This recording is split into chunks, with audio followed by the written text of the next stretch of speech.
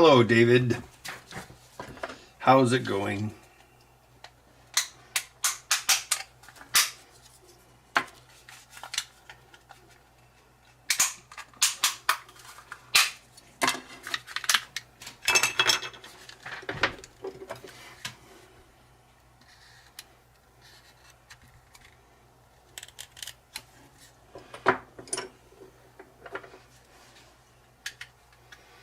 Hello, yeah. How's Sweden?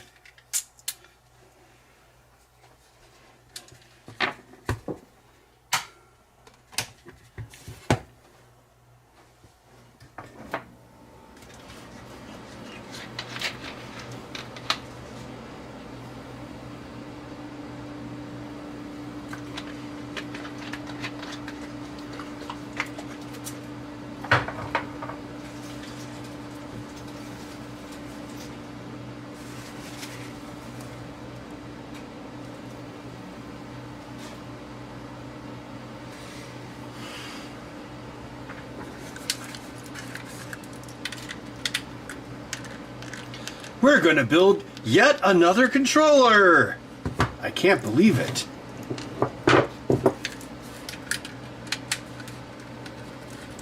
Howdy from Texas. I'm building same thing I do every Monday night. I build a single-handed controller.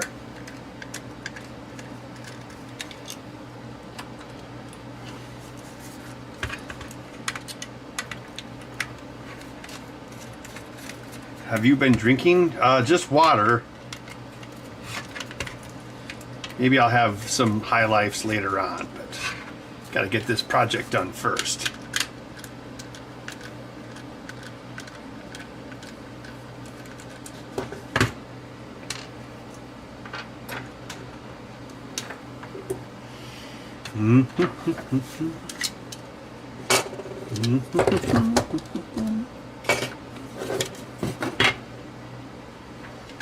Let's see, this is a righty tighty, lefty loosey.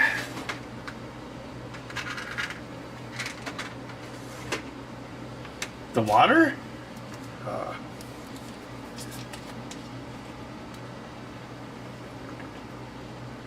It's not that cold.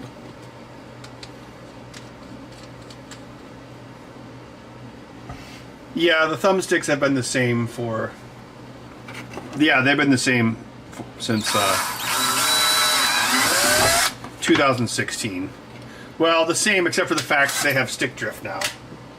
But it's still the same shape and layout. Bud, are you a cat? Meow, Bud. Meow, meow, cat.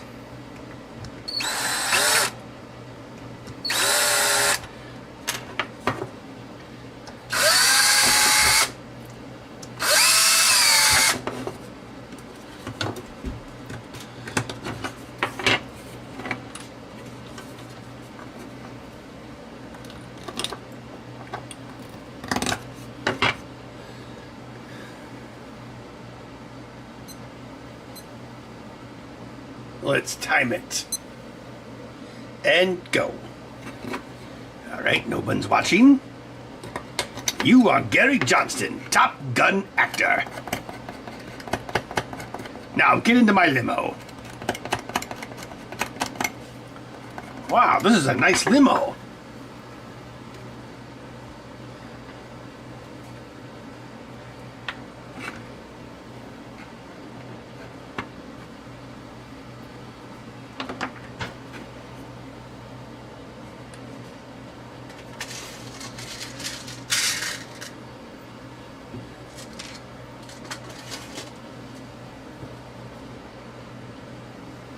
Oh, wrong screws. It's like I picked the wrong sister. Oh yeah, that reminds me. Yes, I finally watched the Roadhouse remake, so obviously I should discuss it during this build. I thought it was pretty enjoyable. I'm not like a purist who like automatically hates remakes. A lot of classic movies were remakes, like The Thing and The Fly. And those are the only two I can think of.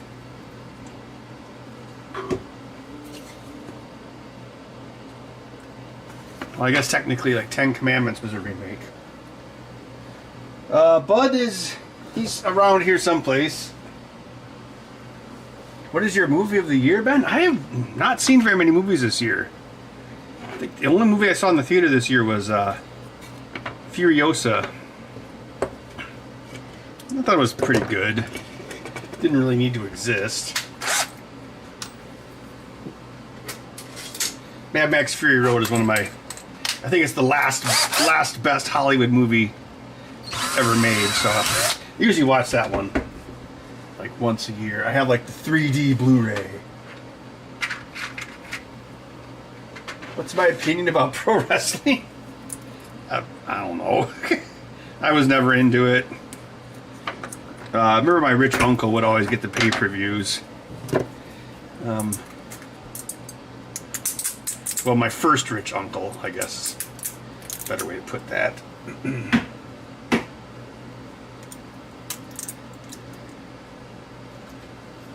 You know, the uncle that has like the pay-per-views, the satellite dish, all the consoles, and a pool table and a pinball machine.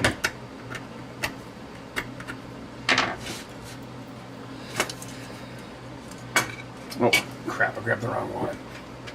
Wait, is that from this? Is that in the wrong bin? That's the right one, okay. Have you talked to the 8-bit guy lately? I think I said hi to him at the Vintage Computer Fest.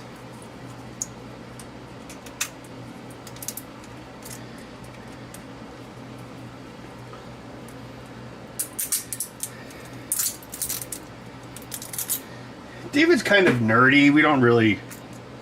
We have incredibly diametrically opposed personalities.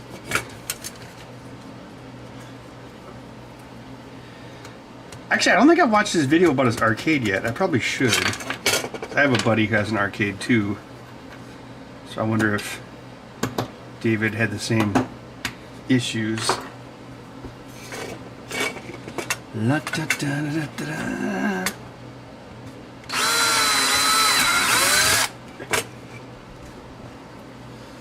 Who's your favorite movie composer?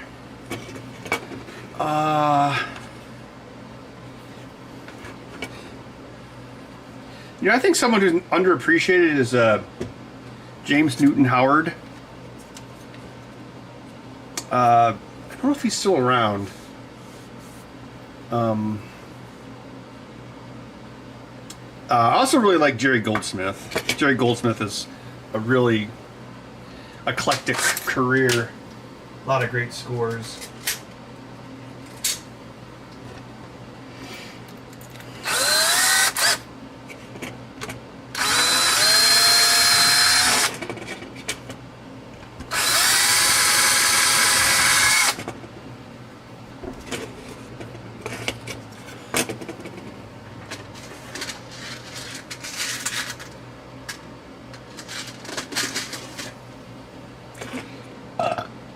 Yeah, retro gaming is like so expensive now.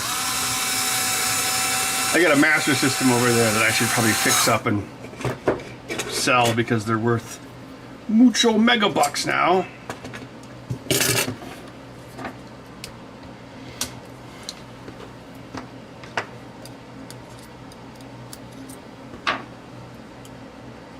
Do you have a bamboo printer? Yeah, they sent me one for a review, so I have a X1C Carbon.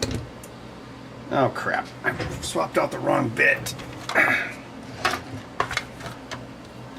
It's pretty good. I did a review of the newest like Ender 3 V3D or whatever it's called.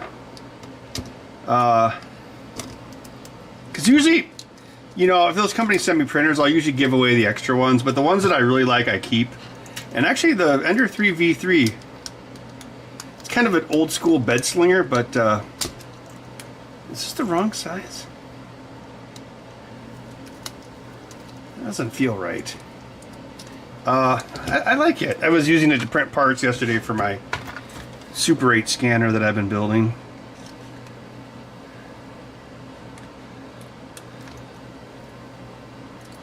Is this one too small?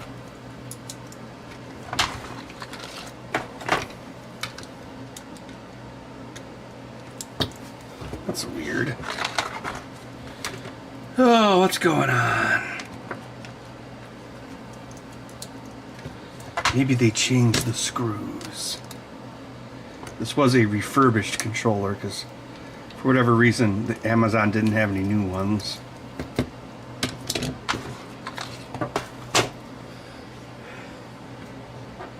Orange Storm Giga 800 by 800 by 1000? Wow, that is huge.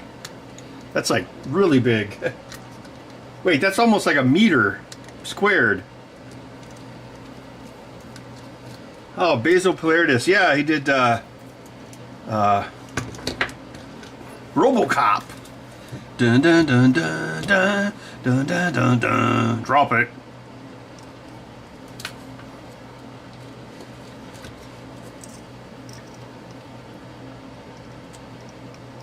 I was thinking about Paul Verhoeven earlier today because I was thinking, you know, The Rock has never made like a high concept film.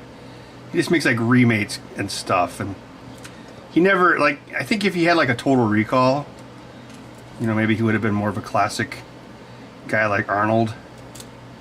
I miss high concept films. Minority Report was also another great high concept film. Also a Philip K. Dick story. At one time they were going to develop Minority Report into a sequel for Total Recall. The precogs were going to be the Martian mutants. That's how they were going to make it work, or connect the stories. But then it was turned into a Tom Cruise movie, and it's very good. Actually, if I ever finish my last Jedi review, there's also going to be a huge portion about Minority Report. Because Minority Report has a really good example of an obstacle character. The Colin Farrell character. This obstacle character is not the villain, but they're like the one who gets in the way of the main character.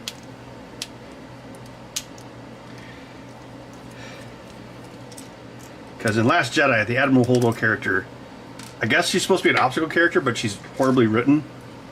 And since it's written, she's like an obstacle character, but it's written like not very well. That's why her character is not satisfying, because you expect it to be one thing, but it's not.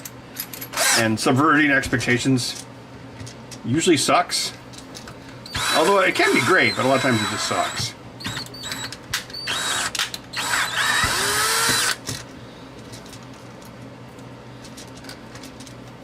See, there's nothing wrong with subverting expectations, but it has to be satisfying. Like a great example is in Romancing the Stone. At the end, when Kathleen Turner is fighting that bad guy, and then she pulls out the knife, and you think she's going to do the same thing that happened in the intro of the movie, but then he holds up the stick and the knife gets stuck in it, and you're like, oh, I guess that didn't work. Now that's good. Then her sister faints.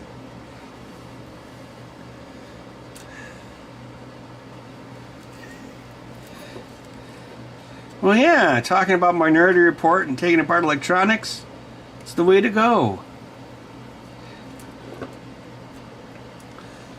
That was a great movie. It's too long, overly long.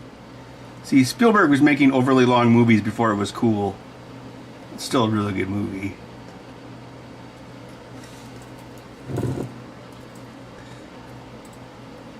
Right now, the precogs can't hear a thing.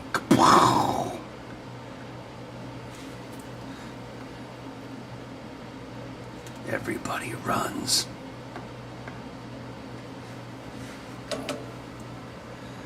Activating desoldering iron.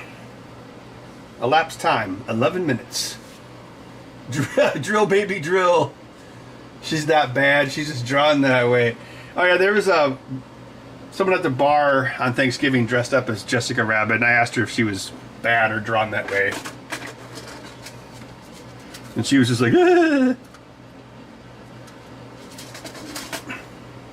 Guess she was like, oh, I'm a ginger. I guess I better be Jessica Rabbit.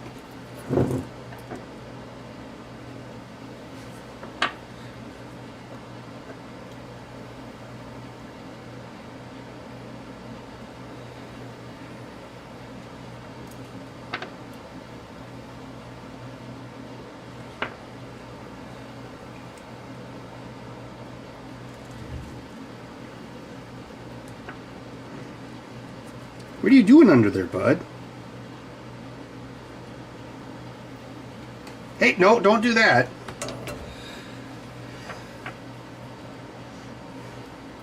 Well, there's flux in the solder.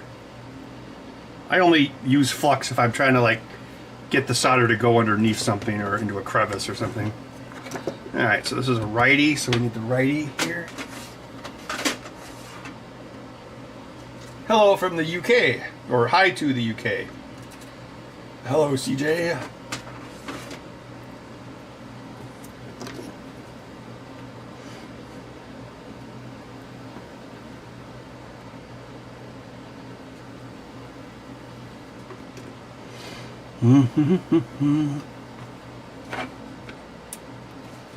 Oh yeah, so the Roadhouse remake. I just got around to watching it last night. I was kind of surprised, like, the first third of the movie was like super similar to the first beginning of Roadhouse, although it seemed like it moved a little quicker. Like, he goes to the bar, then he just kind of stands there. I don't think anyone said, the name is Dalton. But then they had the scene where, like, well, instead of the auto parts store, they had, like, the bookstore. And, then there's a scene where, like, a random employee brings him breakfast the next day. But she doesn't, like, look at his butt.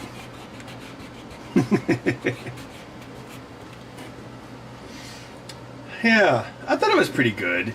It seemed like they were trying to fix plot holes from Roadhouse, but there's really no reason to, because, I mean, it's just Roadhouse. It's not like it's an amazing film or anything. It's like, oh, why does the person want the Roadhouse? And so it's like, oh, it's a development deal. Although they didn't really make it super clear. But that makes sense.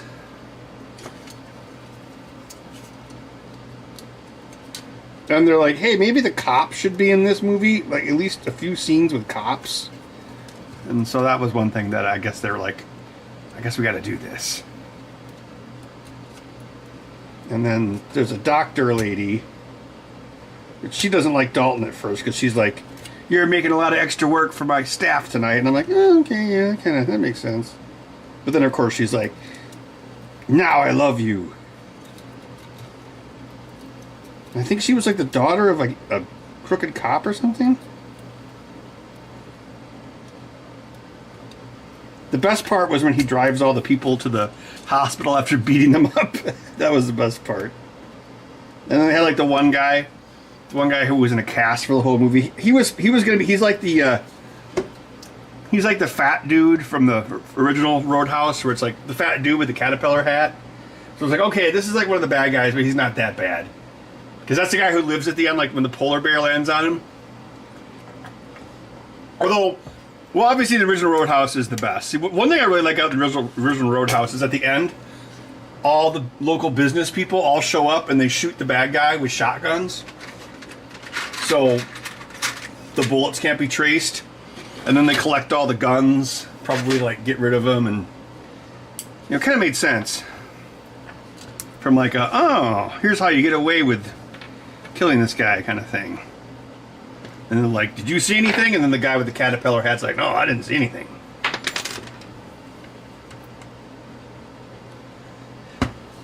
See, one story detail I always appreciated in Roadhouse was they kill Sam Elliott and they find that knife stuck in him.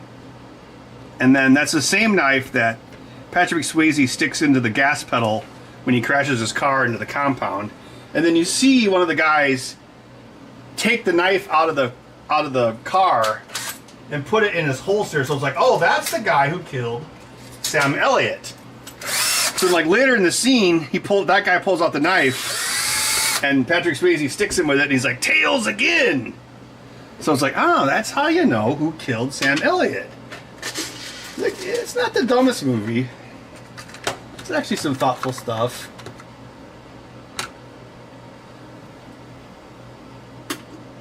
Oh yeah, Conor McGregor was hilarious.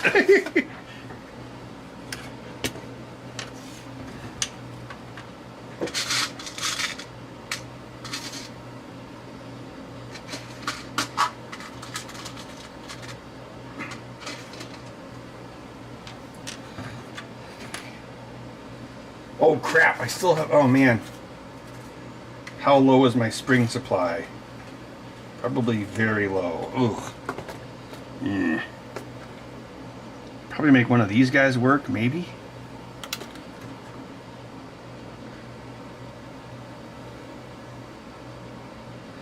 Yeah. I may have to dip into my alternate supply. Bud! You should go in your bed, bud. Bites. That's what everyone wants to see.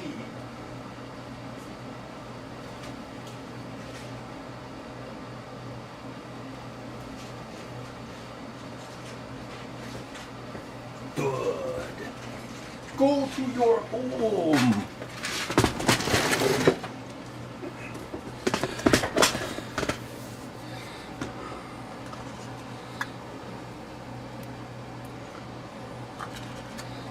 Dr. Jones Spring Company.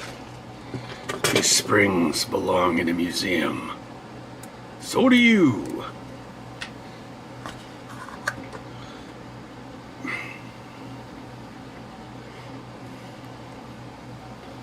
See, I need all these extra springs in case I ever decide that I don't want springs, and then I'd have to live in a world without springs. That's right, Jimmy. Zinc. Oh, it's too stiff.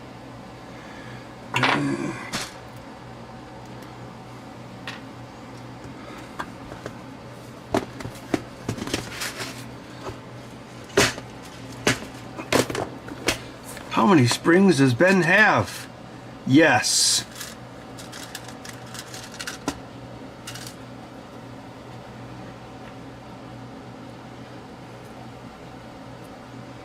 I think this last one is mostly expansion springs. Oh no, it isn't. Yeah, these all look too stiff.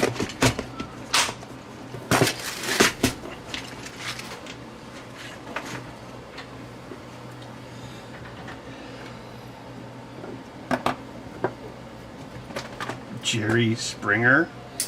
Yes. What? Are you a mewing monster? Are you the Mew Mangler?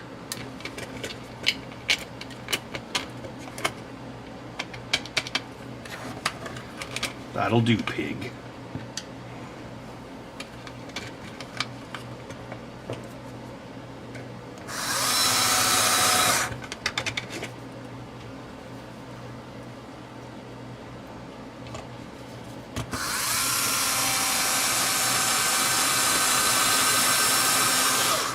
One thing I thought was kind of weird about the Roadhouse remake is there wasn't actually a whole lot of scenes in the Roadhouse.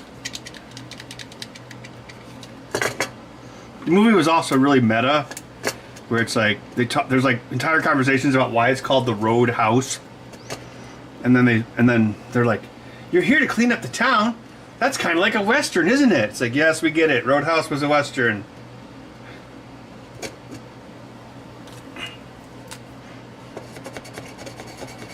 You know, in the writer's room, they're probably like, "Oh, you know, Roadhouse is kind of Western."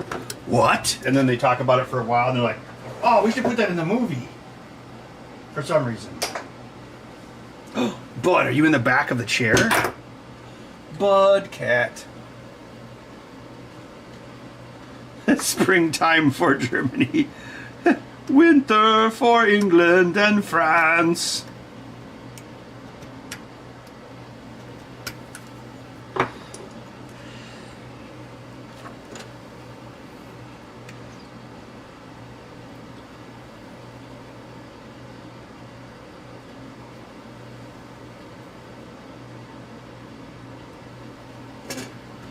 Well, yes, in the original movie, the name of the bar was the Double Deuce.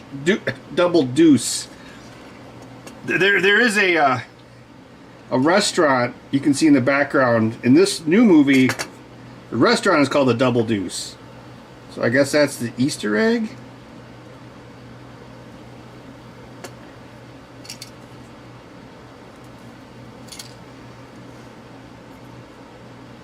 I guess he'd be like, wait a minute. Why isn't the name of the Roadhouse the Roadhouse? I guess that's how movies work now. I always wondered if in the original script of Beetlejuice, if he was called Beetlejuice, like it's spelled in the movie, but then marketing was like, well, nobody would know how to pronounce this. So then they changed the movie to Beetlejuice. I would bet like 5 crates of eggs that's actually what happened.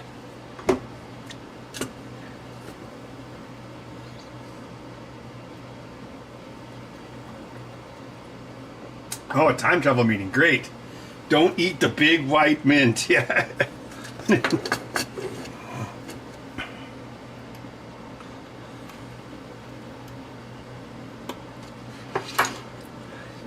Yeah, like Sam Elliott's still around. They should have had him in this. He'd be like, Wade Garrett's getting really, really, really old. He's still the best. I want you.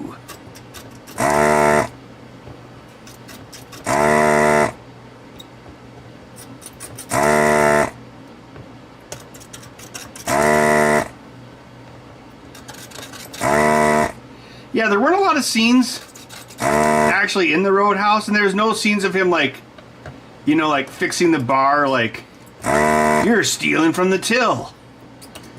I don't hear you saying it. Well, I'm saying it now. The lady who owned the Roadhouse, she was, I don't know, like, they kind of set up a backstory for her, but then they don't really go anywhere with it. Like, where was the scene where it's like, my grandfather built this place, and I'm not going to see it turned into yuppie condos?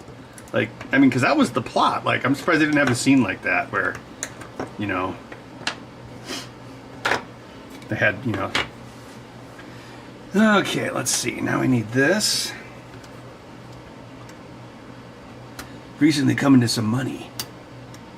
Somehow.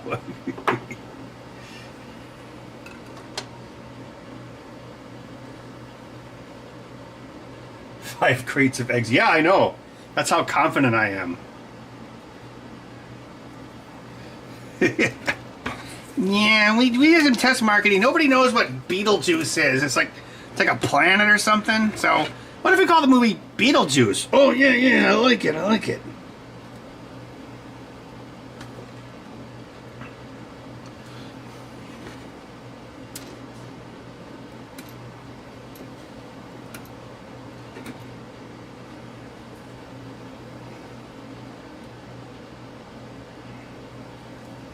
I didn't see the new one yet. I like Tim Burton, but I don't know. I was never like a huge Beetlejuice fan, but maybe I'll see it eventually.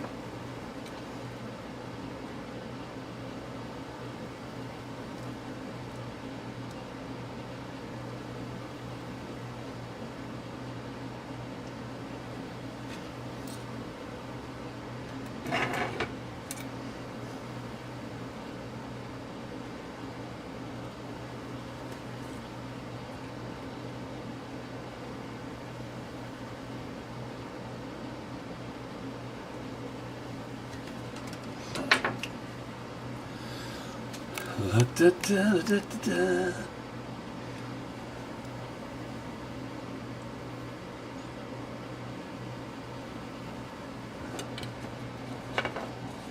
Oh yeah, Roadhouse is a classic.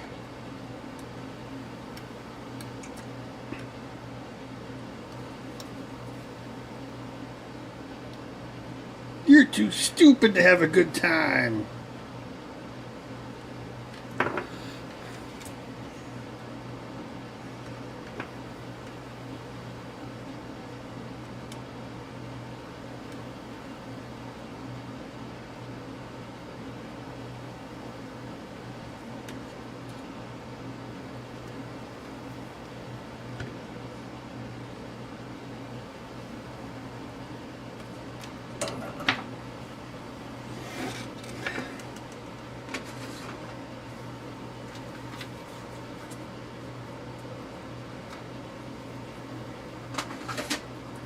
Jake Gyllenhaal house.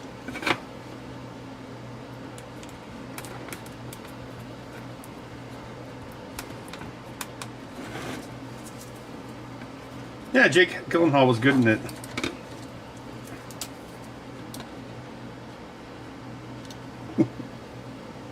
I like to play Call of Duty Warzone, so the part where they were trying to run over Jake Gyllenhaal with the pickup truck was like, oh man, this is like playing Warzone. The best gun in the game is a vehicle.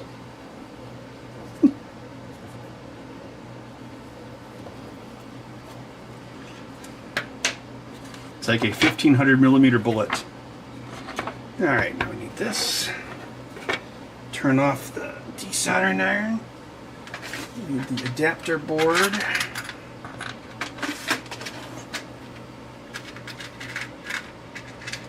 A Chinese controller factory. Yeah, and if this fails, I'm going to jump off the roof. Okay, so right orientation. There we go.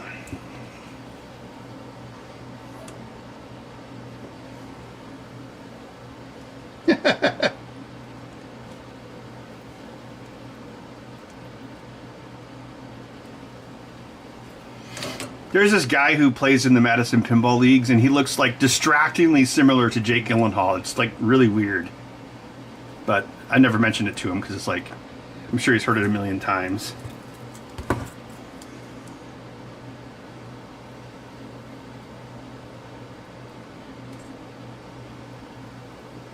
always wonder if it's Jake Gyllenhaal and who's that other guy?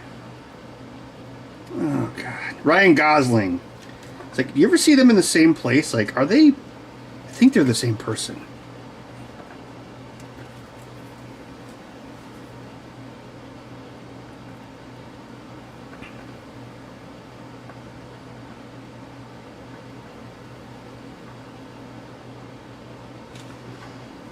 Although they never explained in this movie why he punched that guy to death. Because in the original Roadhouse, they explain why he ripped the guy's throat out in the diner scene.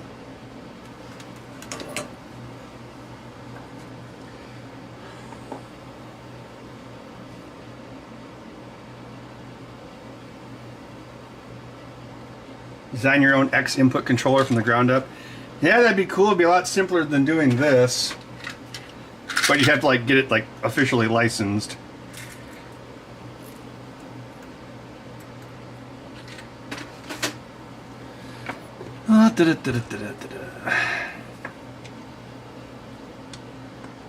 Yeah, I hope Microsoft keeps making controllers because they make the easiest to mod controllers. It's pretty obvious with that "this is an Xbox" campaign that they're going to ditch the hardware. I think Stevie Wonder could see that coming. But these controllers are so easy to modify compared to like PlayStation 5. That's why I don't do PlayStation 5 because they change it all the time and it's just too complicated. So I hope they at least keep making the controllers. Wow, everyone's crushing on Jake Gyllenhaal.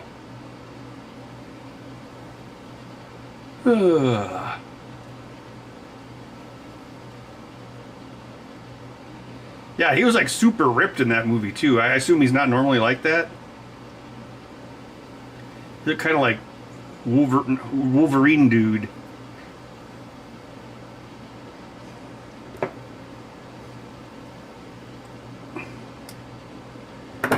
Come on. Bud's sitting on the back of my chair. That's why you can't see him. Bud, why don't you sit in your box? You can be an OnlyFans cat.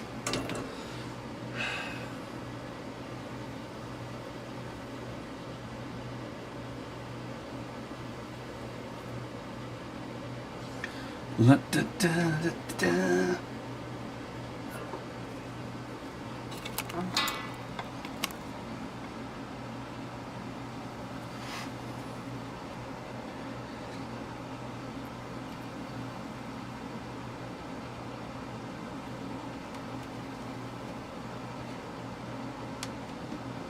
It's an OnlyFans for pets. It probably exists.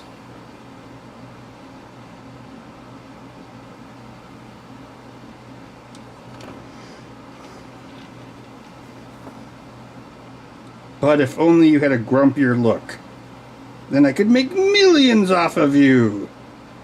Ha ha ha ha.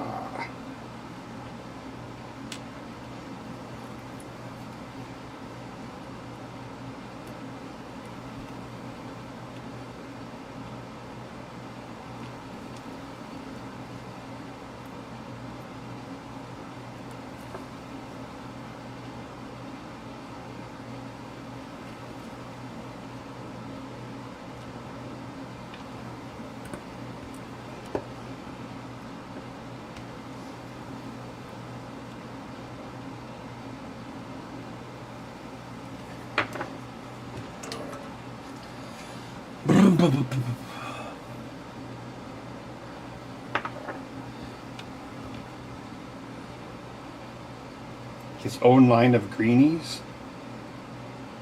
Yes, a greenies sponsorship. Bud can have all the greenies in the world, and he would eat them all too.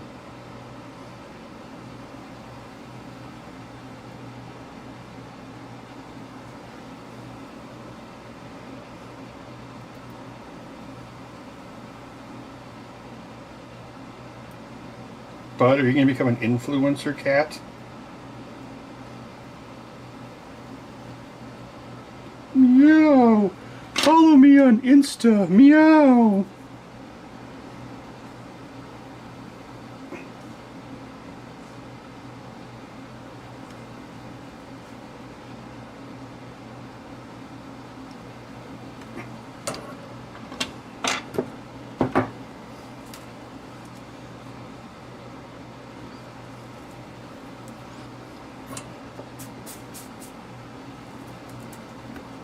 Live Ben is best Ben. Yes, you can hear all my movie references in real time.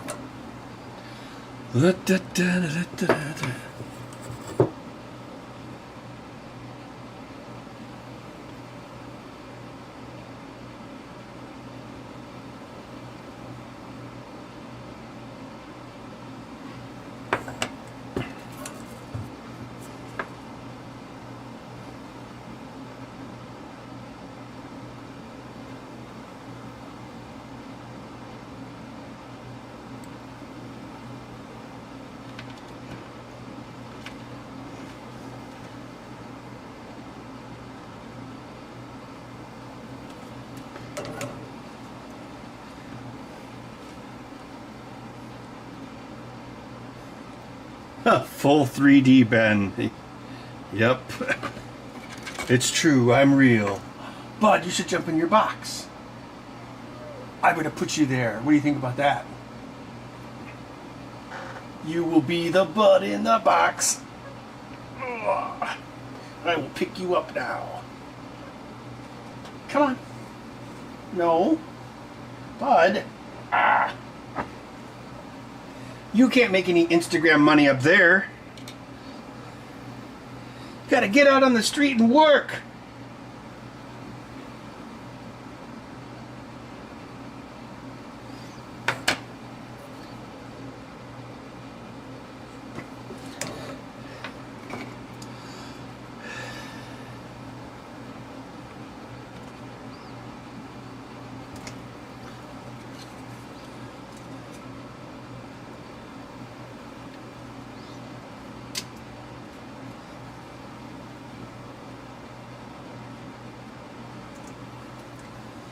Only cats, yeah.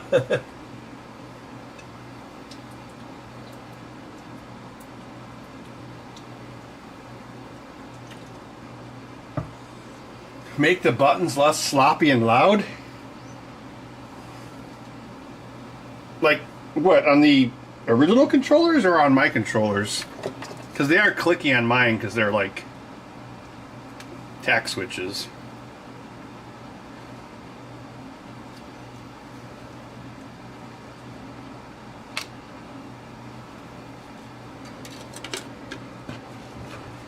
Well, let's see.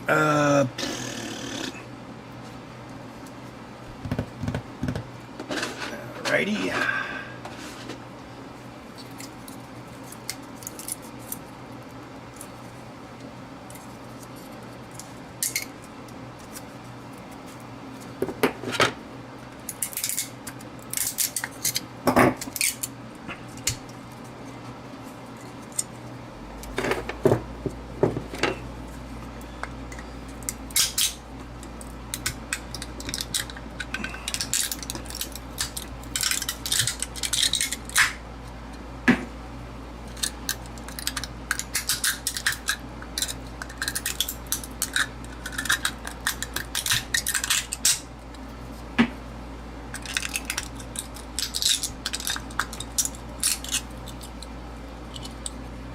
ROG Ally. Oh, it has loud buttons. Maybe they use tack switches instead of carbon domes. Because the D-pad on the Xbox controller is, I mean, it's tack switches as well. Although it's not that loud. I think they actually make the D-pad on this controller hollow on purpose so it echoes and it makes it sound more tactile.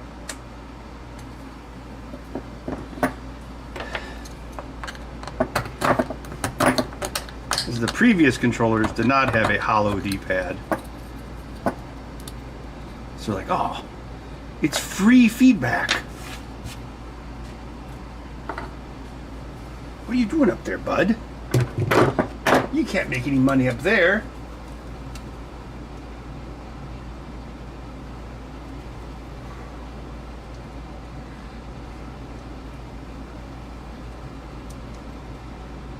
You gotta earn.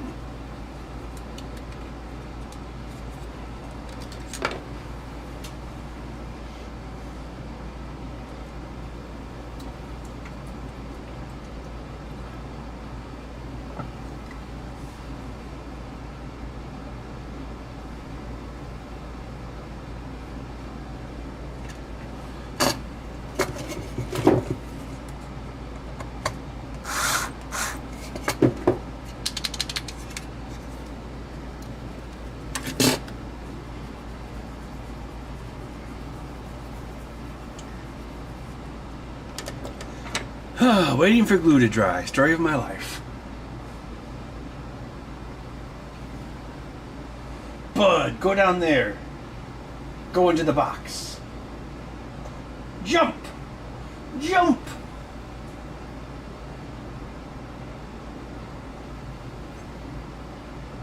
Do you like to eat humans?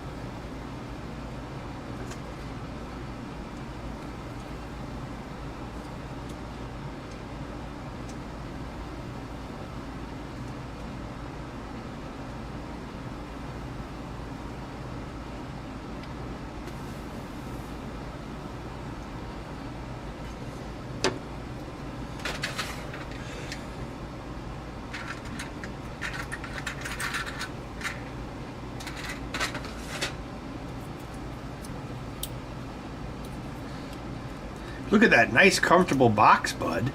You should jump in it.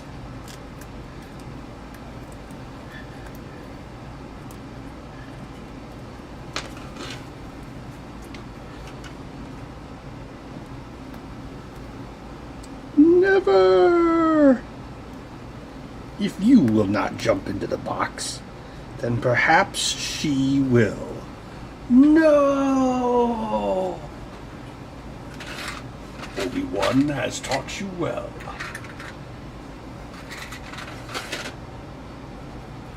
Good.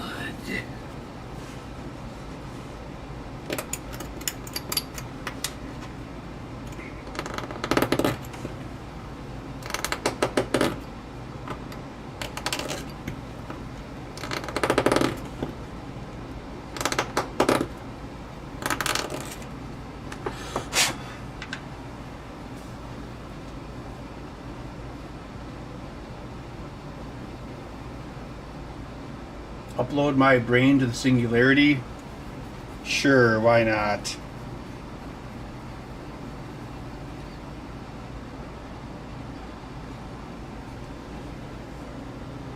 "45 minutes.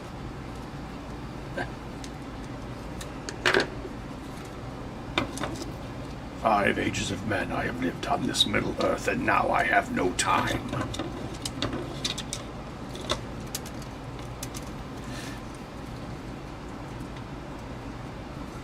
Do do do do do do do.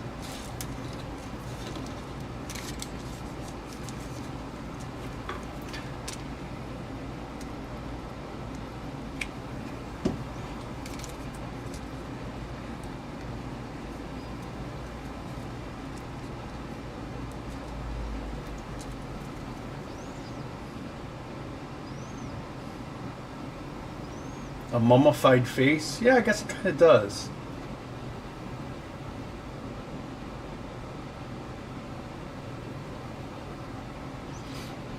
All my 3D printers are retail, except for some of them are heavily modified. Like my Flash Forgery, which was a Flash Forge, but all the electronics have been replaced. I still want to like upgrade the electronics in my Maker gear. I just haven't gotten around to it yet. It's on my long to-do list.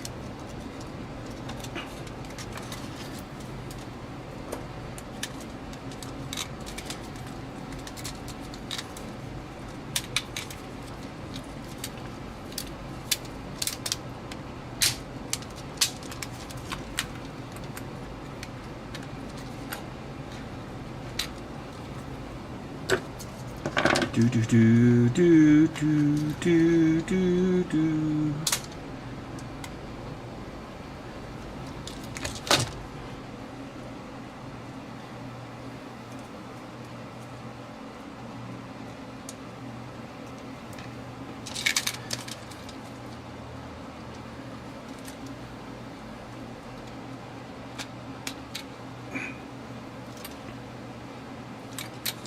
The sword has been remade.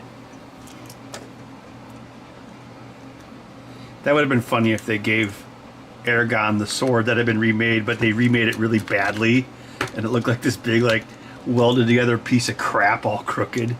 And he'd be like, "Oh, thanks."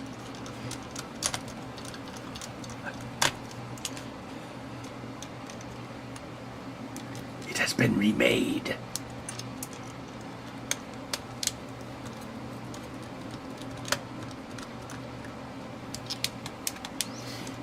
Well, yeah, the relocated analog stick, you hold it against your leg, and so when you move the controller against your leg, that moves the analog stick. And the analog stick is wired backwards, so when you move the controller forward on your leg, the stick goes down, and when you move it left and right, it moves in the opposite direction. So it kind of makes the controller itself an analog stick. That's the gimmick.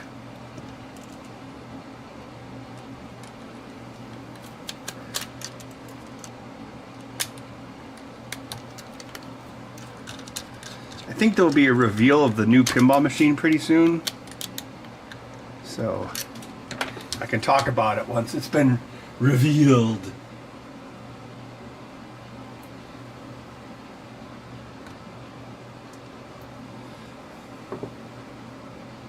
They bought him a sword from Temu. Yeah. It's a Wish.com sword.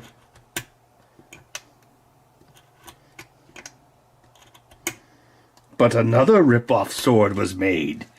Deep in the bowels of Shenzhen, the Dark Lords created in secret a rip-off sword to rule all others. Made of pure Chinesium pot metal. It has been remade.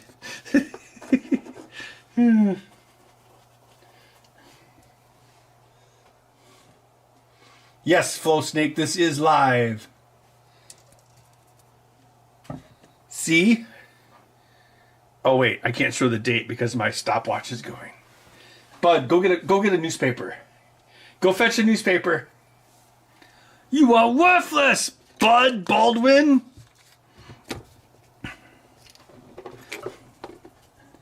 Maybe feelings are feelings because we can't control them.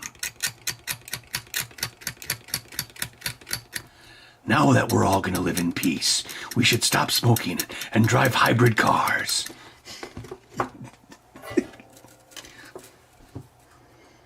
Team America is worse than the enemies they fight.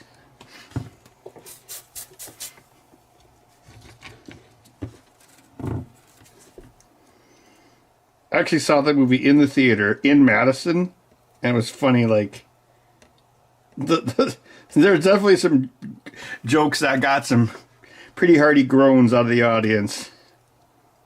You can probably guess which ones. Oh, I remember someone was like really offended and booed at the what was the joke? Your acting skills have faded with age, Miss Sarandon. You will die a peasant's death. Let's see how Kim Jong's Panthers treat you.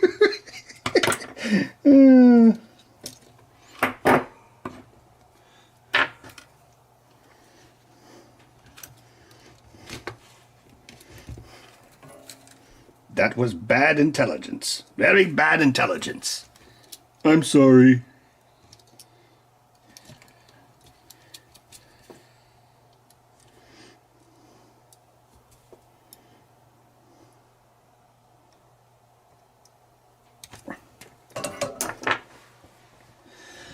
Oh, and now here's the difficult part that you're actually paying me for. Micro soldering.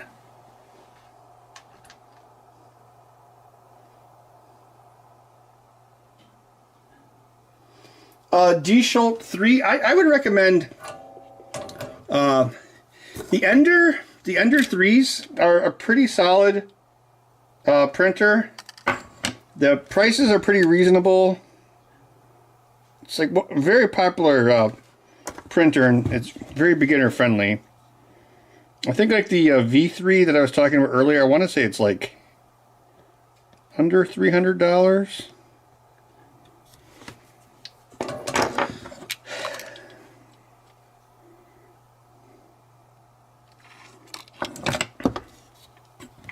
That's what I usually recommend to people that are trying to get into it. I think it's one of those things where, like, I think, well, $300 is pretty reasonable, especially nowadays with all the inflation. I mean, they're still way cheaper than they used to be. So, you know, I think if you're going to do it, spend enough to get, like, one of the known brands, which means there's going to be tons of support and forums you can read.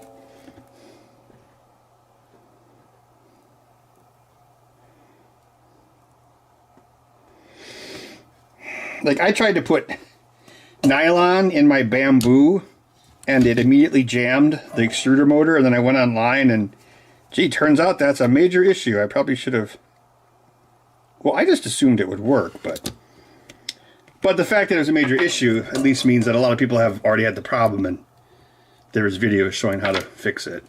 Which basically means you just have to take the extruder apart, which was not too difficult, but... yeah, it wasn't a big deal. I think I was able to do it in like 30 minutes.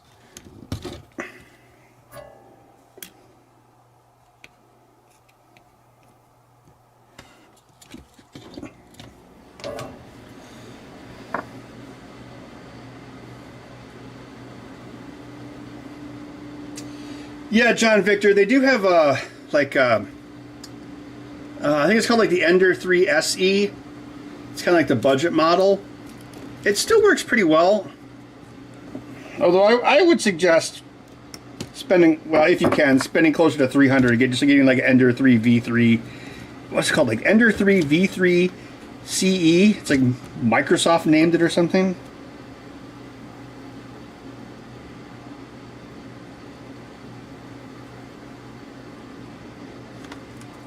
Because if you get like the cheapest Ender, which is probably the one you're talking about for 170, it doesn't have Wi-Fi. Wi-Fi is pretty convenient with the printers. You just, you know, send it over Wi-Fi.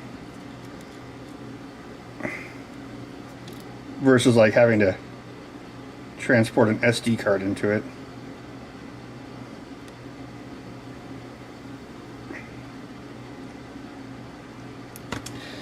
I think there's a review of the SE on my website.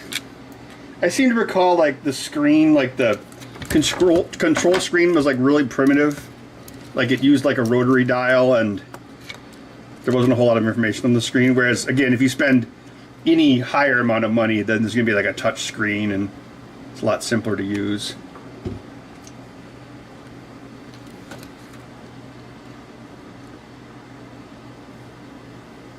The rumble motors are making farting sounds. I've never taken apart a Wii U. I wouldn't know what to tell you. Ender 3. It was probably, John, it was probably the original Ender 3. It's been around a while. But yeah, they recently made like the new Ender 3, like the new like base Ender 3, which is the Ender 3 V3 SE. No, Ender 3 VEC. Well, the SE is the cheaper one, so I think it's the... I can't remember exactly what it's called. It's got a really stupid name. It's got a name so stupid Microsoft would blush. Still can't believe they called consoles the Xbox Series X and S.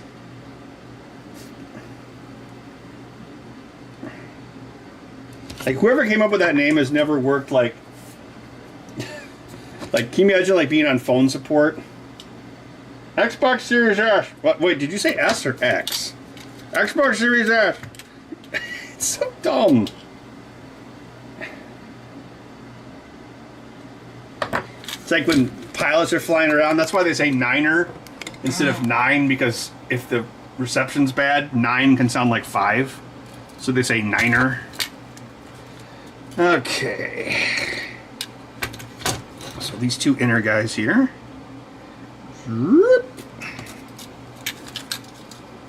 Yeah, that was a weird sound that came out of that wire. The wire.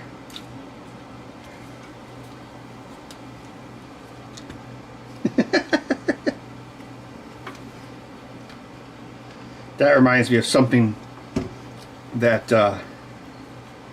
Karen and I actually agreed on one time. Like, I don't know what we were talking about. She's like, who's that one black dude from England that everyone thinks is so great? And I'm like, oh, you mean Idris Elba? She's like, yeah, what's the deal with him? I'm like, I don't know. He always just plays Idris Elba. I mean, I guess he's all right. Actually, what was it? The second Suicide Squad? The second one? He was really good in that because he actually didn't act like Idris Elba. He acted like a different character. The Wire is a pretty good show, though.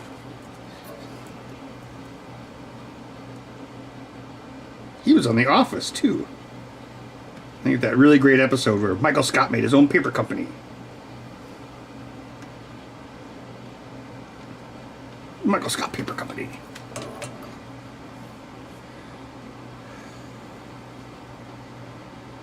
Rumored handheld Xbox? I hadn't heard of it. I assume it'd probably be a streaming device. I think what they're going to do is they're going to go all in on Game Pass and make Xbox like, they're going to try to be the Netflix of gaming. I wouldn't be surprised if like a few years down the road, like they'll have like Game Pass on like the Switch 2, even though it's just going to be 2 Switches duct taped together.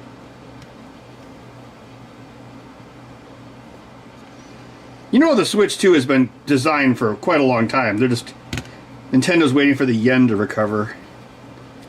It could be a while.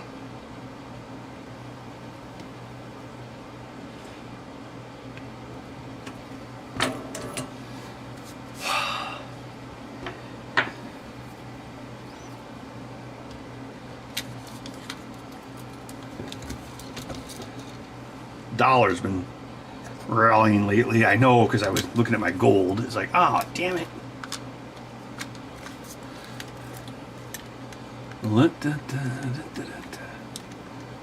I love gold.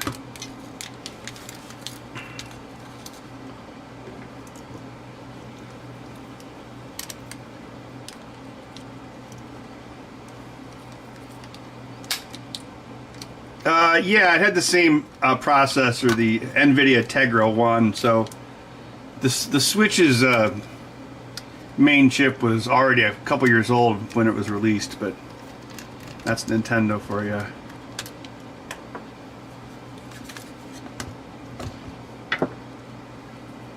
I don't think I've ever made. It's never been a secret. I don't really like Nintendo anymore. They're kind of evil. Like, remember when EA lobbied Congress to make renting video games illegal? Oh, right, that was Nintendo. The chip shortages? Bullshit.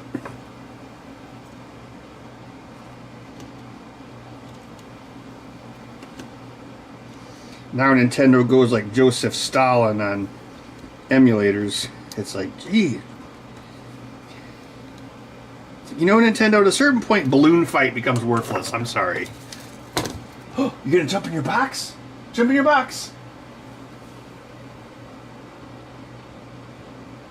Yeah, the GameCube was the last current gen console they made. The GameCube was a really nice console.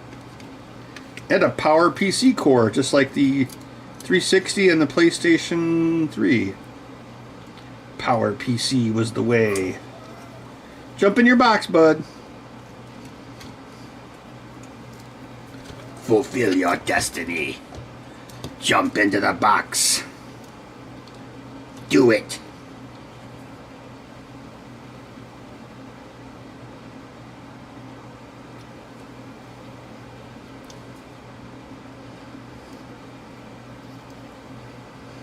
A new thing I've been trying with Bud is I give him his full can of food in the evenings, so he's less whiny in the mornings. It seems to have sort of worked.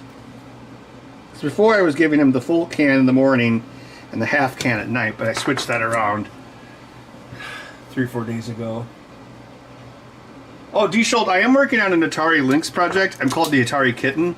It's a portableized Atari Lynx because there's not very many chips in it. It's a fairly simple system, actually.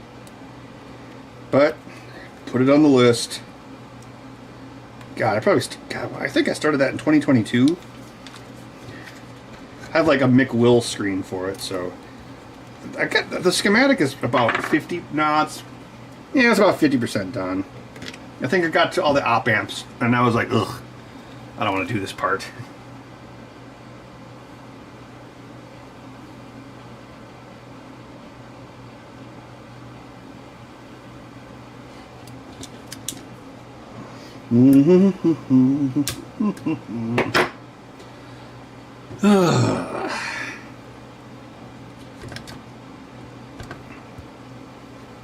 Come on. There we go. Happy little clouds. Bud, don't you want to like go into your comfortable box? Come here, Bud. Come here. Oh, you're right there. Okay.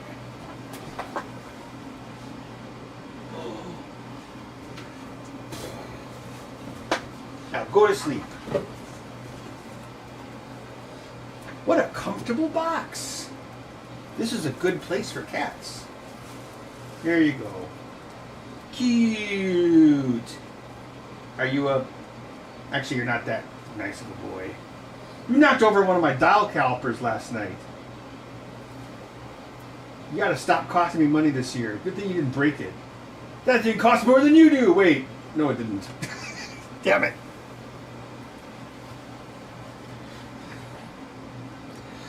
I should put out my old crappy Chinese dial calipers. Those could be like the decoy.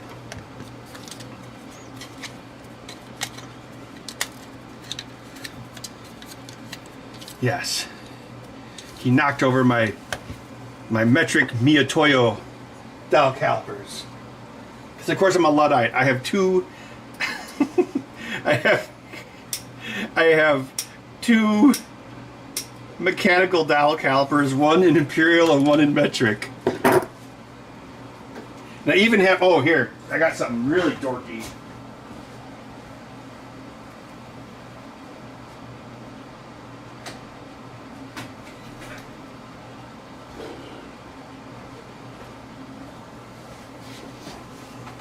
Here's something you probably didn't think existed. Dial caliper holsters. Yeah, they're all stiff. I gotta like wear them in. So I maybe I should have like a leather wearing day. Oh wait, that probably didn't sound good. I've got a work belt too in my garage. It's like brand new. It's like super stiff. But yeah, so you can dual wield your metric and imperial dial calipers. I have 2 dial calipers, one for each of you.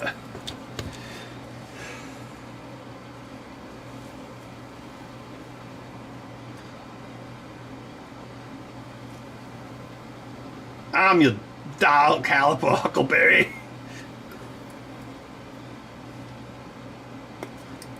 I think I got those from McMaster.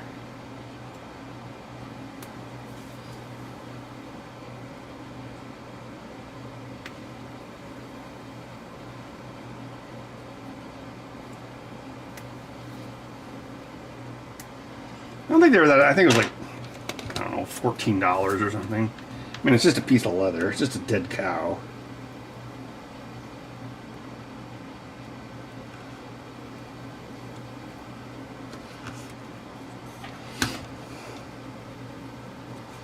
Yeah, wasn't there like a thing where you're supposed to take your ball glove and run it over with your car a bunch of times to make it like supple?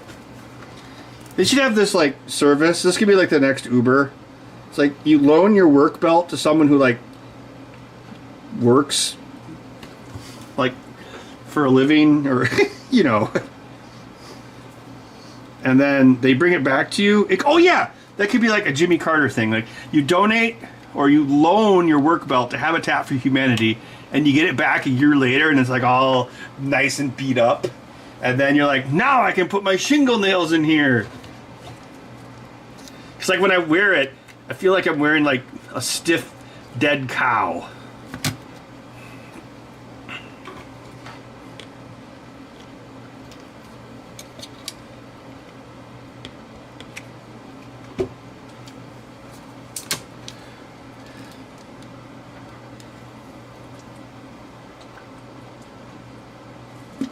Leather conditioner?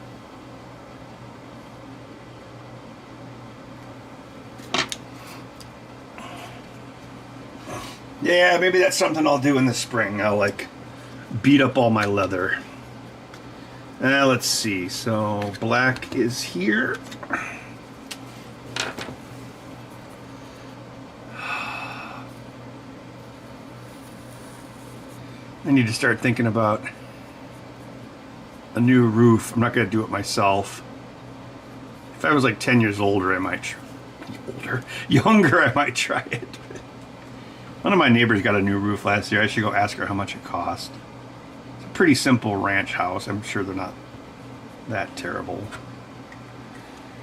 I think the insurance company sent me a letter when the roof became 15 years old.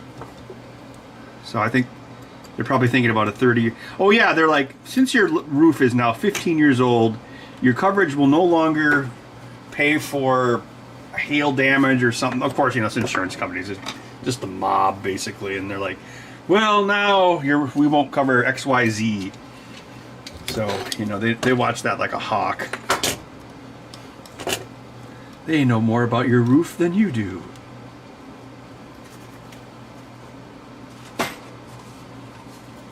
Oh, speaking of companies spying on you,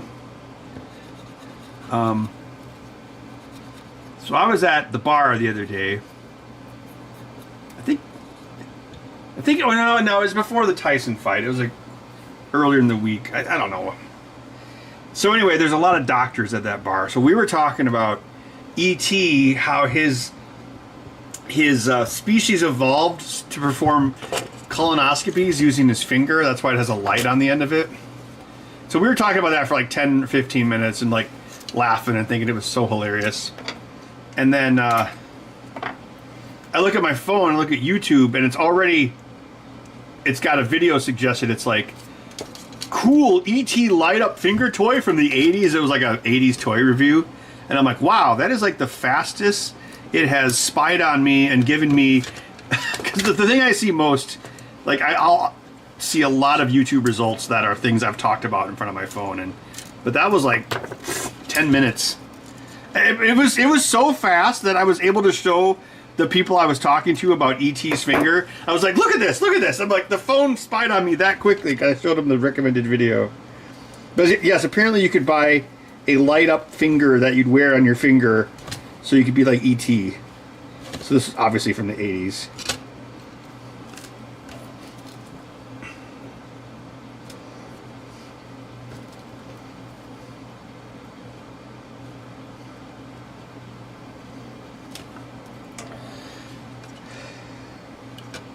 There is a way to disable that, but you have to dig pretty deep. But it absolutely 100% happens.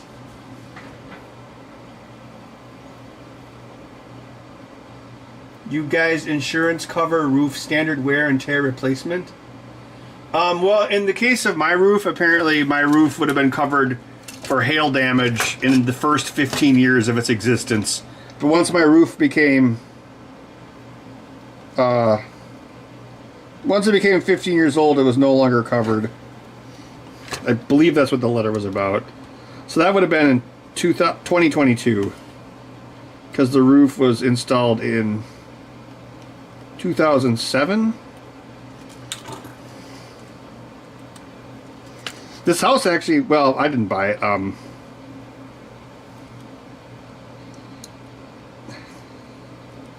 Like, this one dude lived here for like 50 years, and he's still alive. I've actually met him. He visited one time. I think I've told this story before. Like, I think it was either like, it was like fall of 2022 or fall of 2023. I'm out in my garage.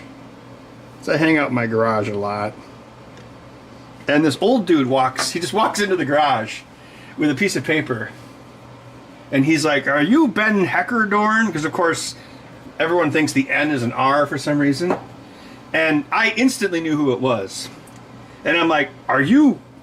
And the person's name. And he's like, yeah, how'd you know? And I'm like, I'm a super genius.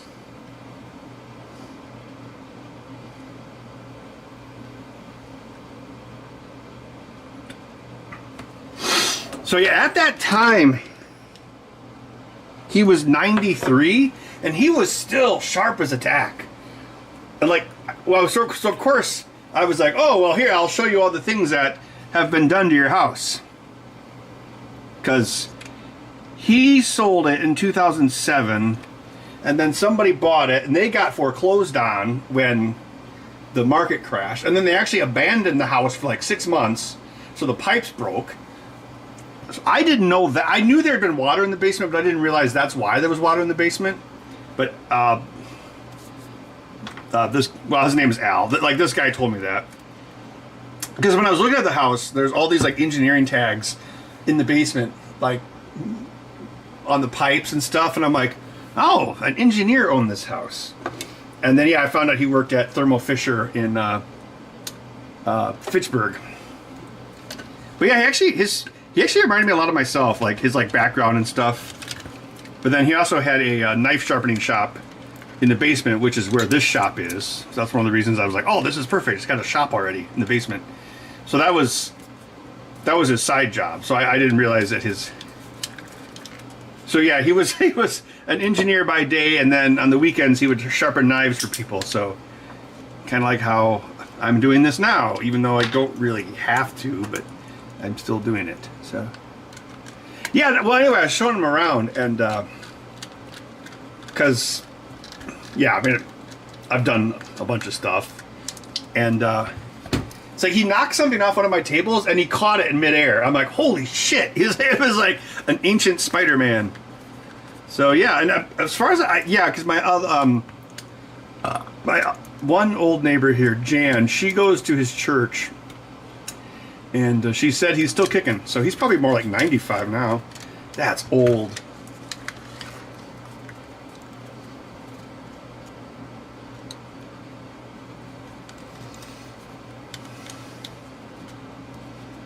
$1,000K deductible. Sorry, I haven't been following the chat super close. I've been doing this.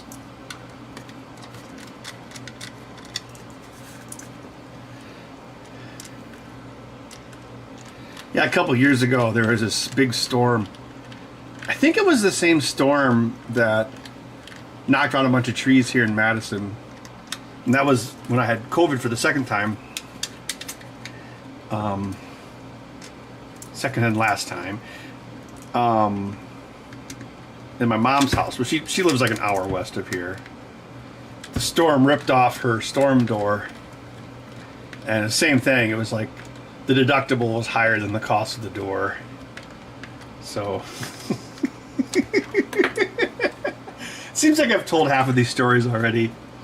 So my mom's like, oh, I need $400. And so, I think it was my Uncle Bud, for whom the cat is named.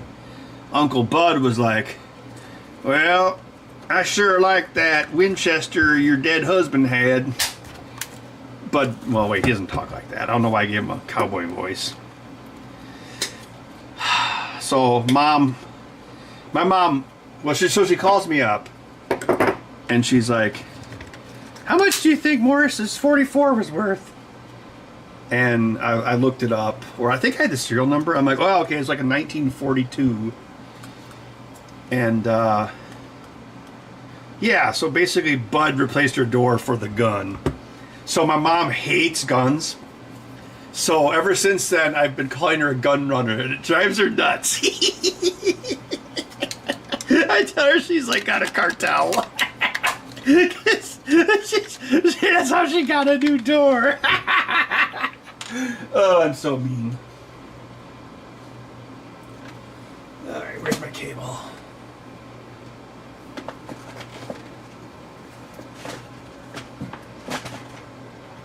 But anyway, yeah, it was less than the deductible, so.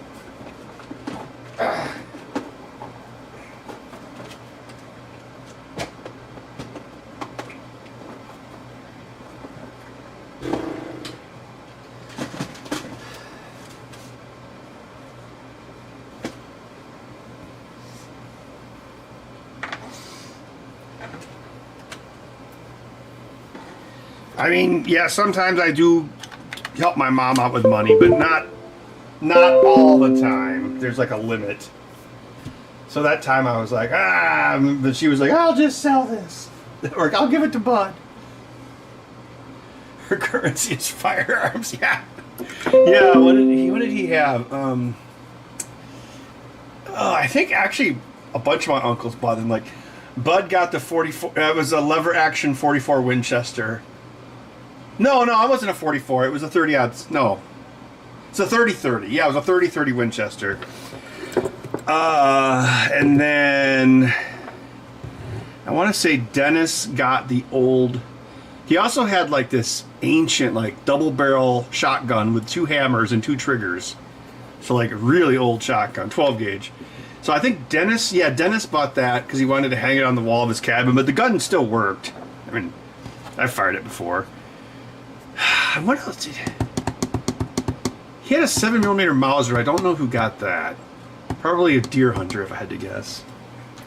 But then all of them, they all ended up at the bottom of a lake. All right, controller test time. Oh, apparently the watch rolled over. Okay, 1 hour 16 minutes. That's not bad. All right, this.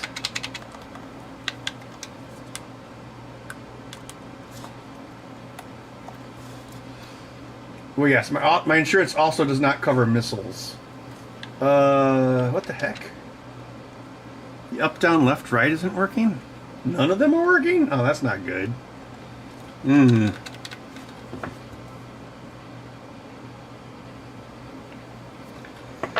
Ah, poop.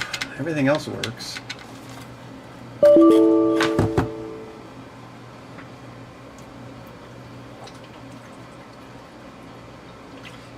Yep, boating accidents. What can you do?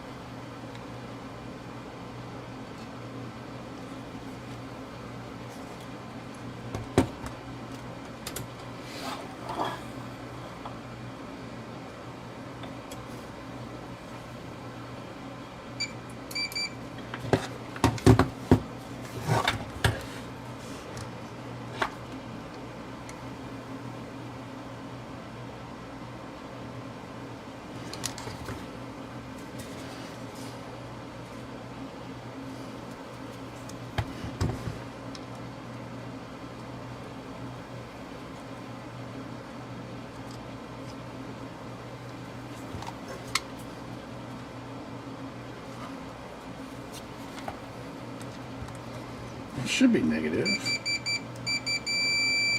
Yeah, there's negative.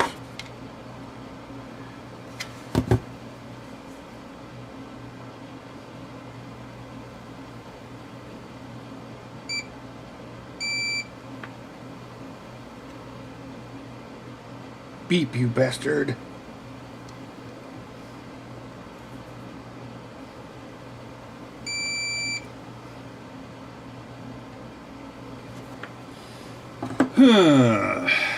Okay.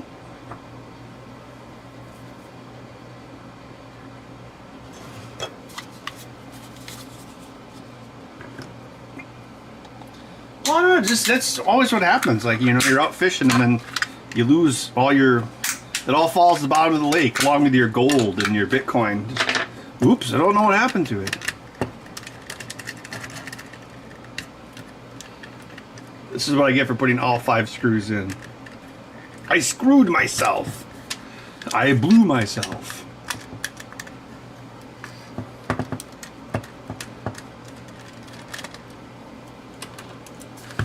La, da, da, da, da, da, da.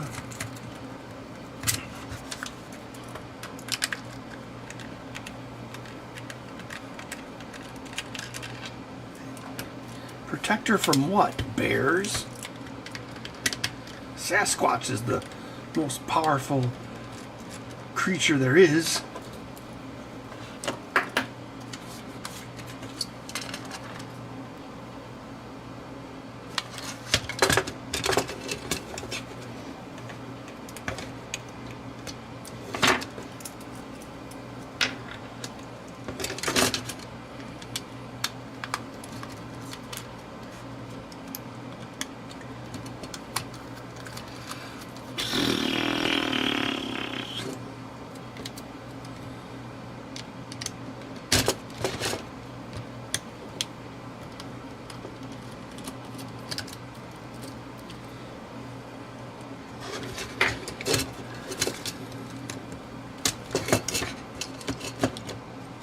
It's cursed.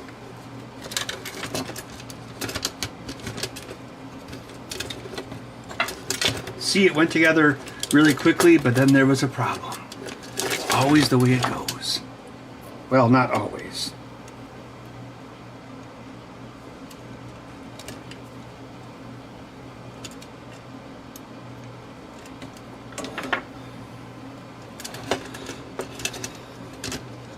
One hour, 21 minutes is pretty good.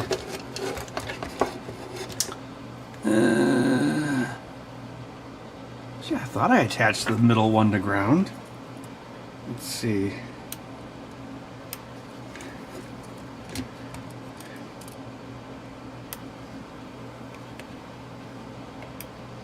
That one's last. The middle one is, where is it? It's this one.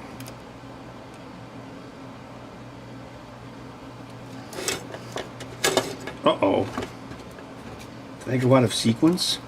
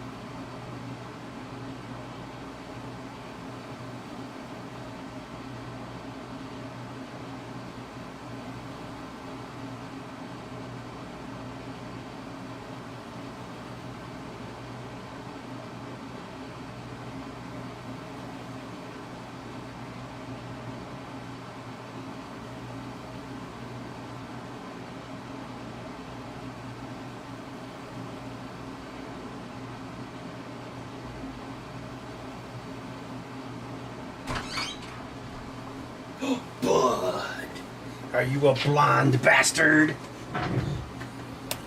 There was one law of the West. Bastards had brothers who seemed to ride forever.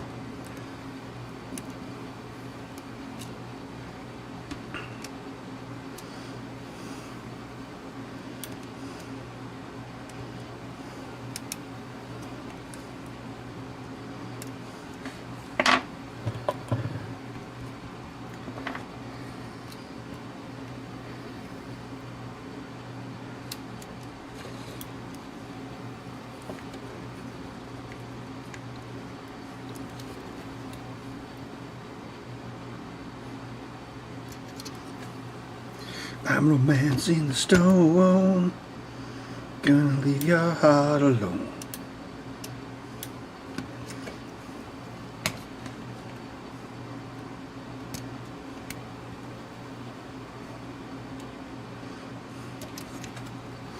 Oh, did these get squished? Well, that one's right. Wait, no, it is going to the middle. Yeah, the middle wire. The blue one is the right. Is that solder not contacting ground? No, it is.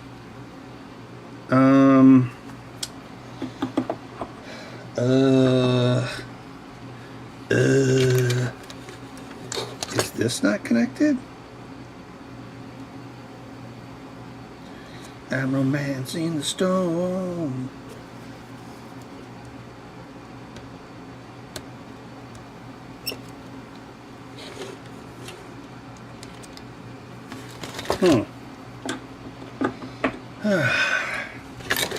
What in the heck?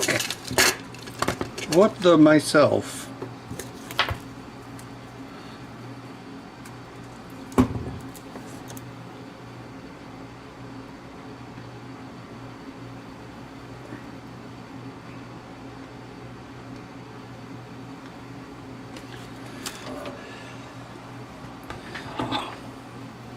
I'm romancing the stone.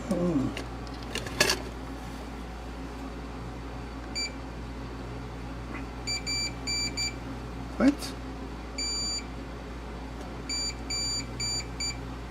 It's not right.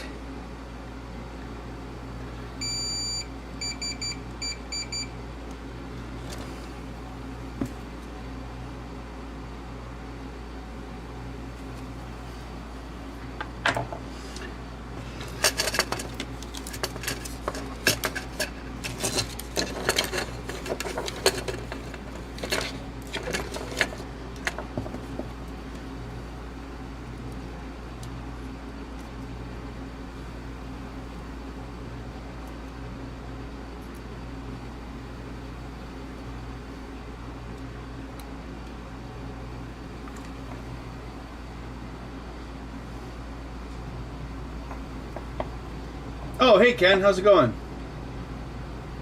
Why was a romancing song not in the movie? Yeah, I know. I didn't even know that song existed until a while back, and then a buddy of mine was like, "Oh yeah, there's a song," and then I'm like, "There is?" I don't think it was in the credits, was it?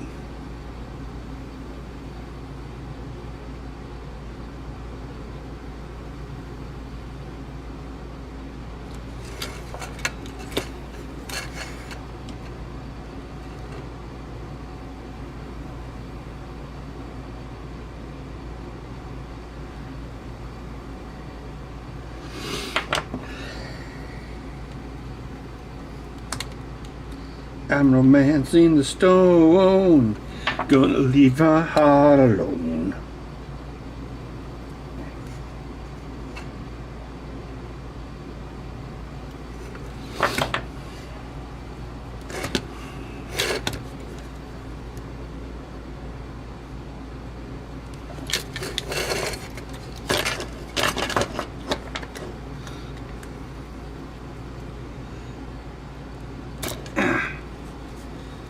Now you'll see why I fold up the wire inside of it. So I'm going to do this.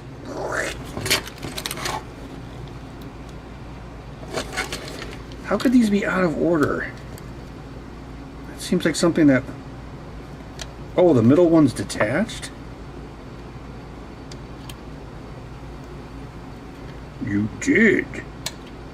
I should have mailed it to the Marx Brothers. Dad, I came here to save you. Yeah?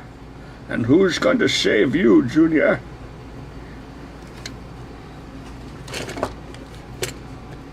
Look what you did. I can't believe what you did.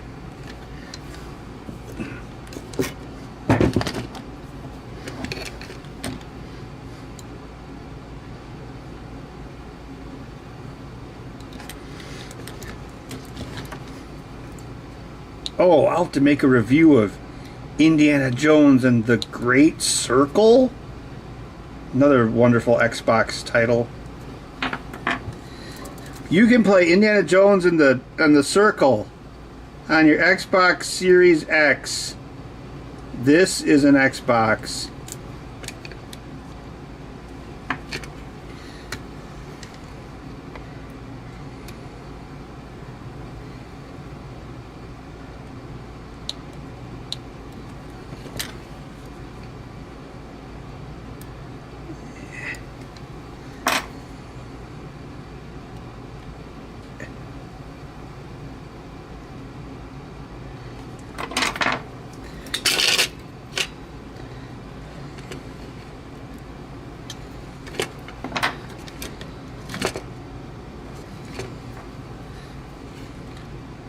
I'm romancing the stone.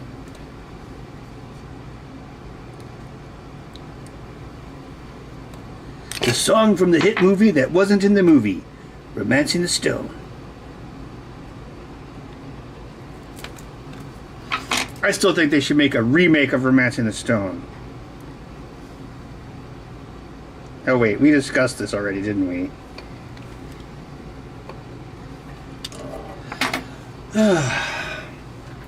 I'm romancing the stone, gonna leave my heart alone.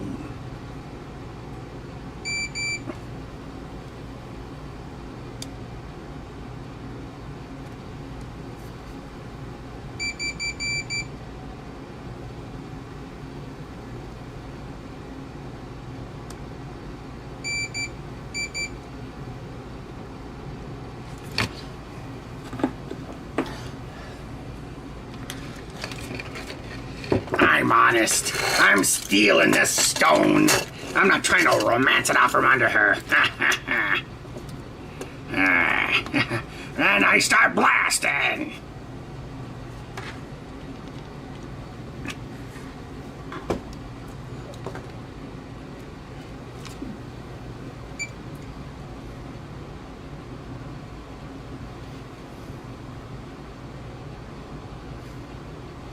Hey Ken, weren't we talking about a name for a group the other day, the Wistful Bits? Or was that someone else?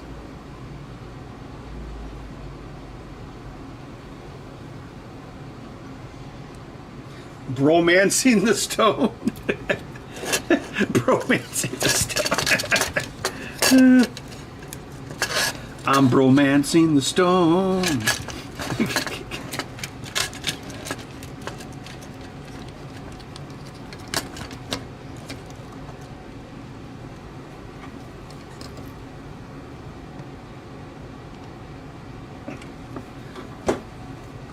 Look at them snappers, Ralph.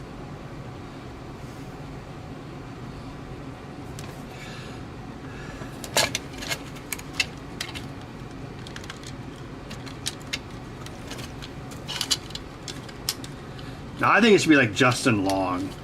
Like Justin Long is like a New York author, and then he's like a wimp, and then he goes to South America and meets Michelle Rodriguez, who is Michael Douglas. And then she's like, I'm going to leave tread marks in your face.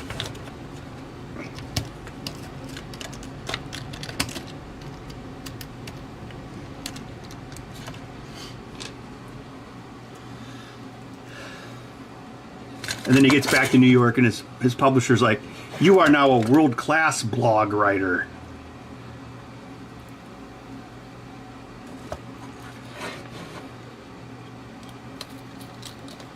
Michelle Rodriguez pulls up with the boat. She's like, "That poor yellow belly guy died right in my arms, so I left tread marks in his face."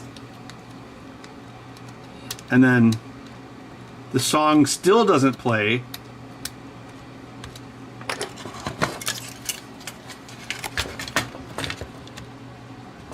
I'm bromancing the stone, gonna leave your heart alone.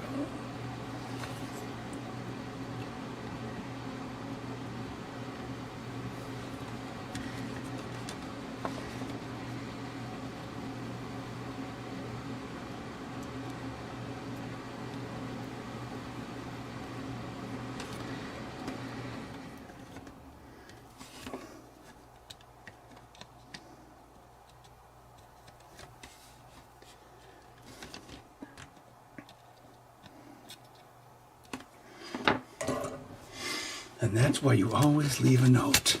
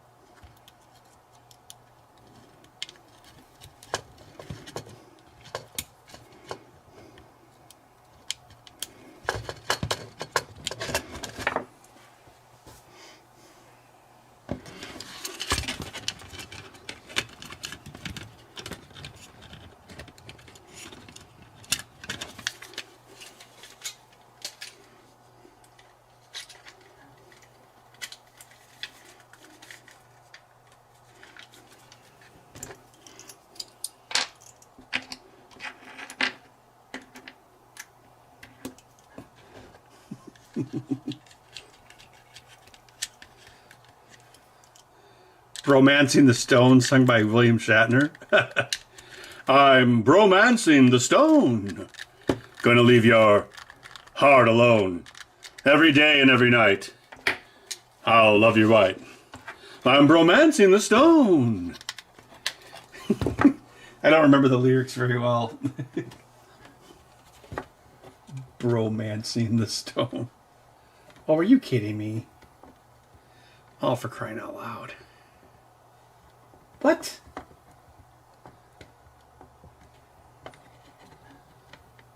Up and down is reversed? How did that happen? It's the curse of chat.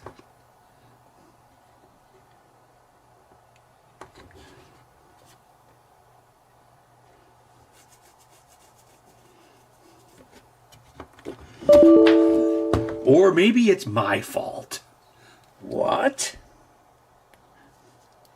I'm romancing the stone.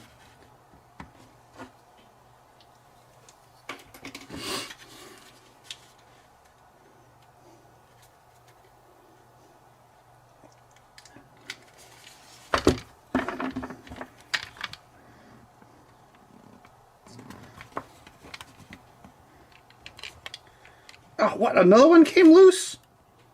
What is going on? Oh, for crying out loud.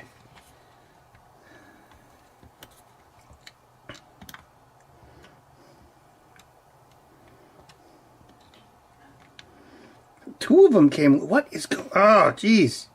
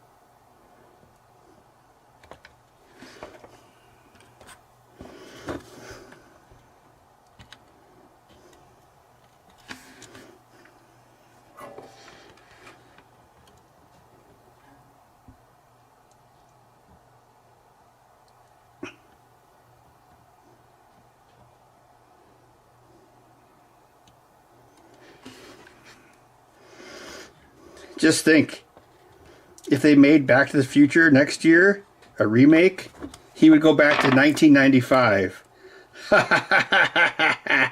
Now you feel old. Oh, I feel so old now.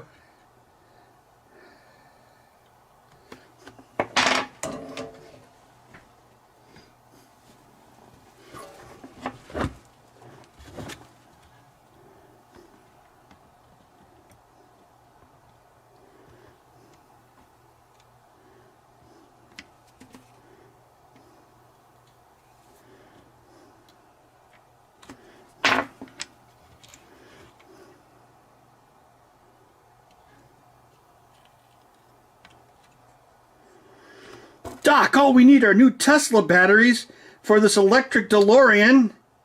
I'm sure in the future, electric car batteries are available at every corner drugstore, but here in 1995, they're a little hard to come by.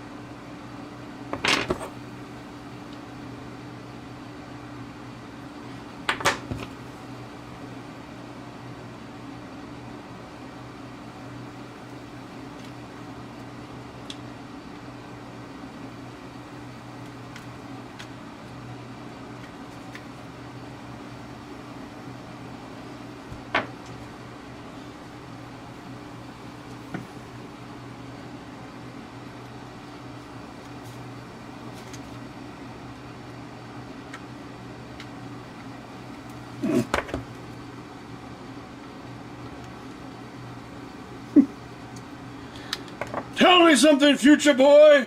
Who's president in 2025? The guy from Home Alone 2?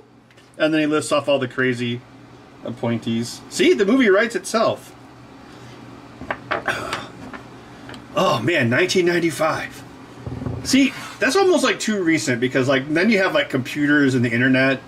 See, 2015 to 1985 would have worked because in 1985, if you're a teenager and you wanted to go hang out with your friends, you would call their house and their parents would answer, and then you'd say, "Hey, can I talk to my friend?" And then they'd hand the phone to your friend. And in 1955, if you wanted to hang out with your friends, you'd call their house and their parents would answer. But yeah, so I think, well, it's not like they're going to make it anyway, but like 2015 would have been like the sweet spot because kids were already like obsessed with phones and Facebook and like Instagram and computers. So you would have had a bigger cultural divide from 2015 to 1985 than you would going from 1985 to 1955. So it's too bad. See, I would be totally okay with the Back to the Future remake. It's like, why? Because if you think about it also, like, Back to the Future was like Gen X versus Boomers, and now Gen X and Boomers are like almost the same. So, I don't know. But they'll never make it, so it doesn't matter. Ah.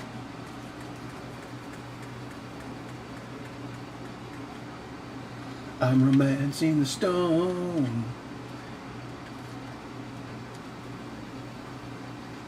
Oh yeah, so you can talk about the Pizza Hut commercial, yep. Ugh. Darn it. Ah. Why is this controller cursed?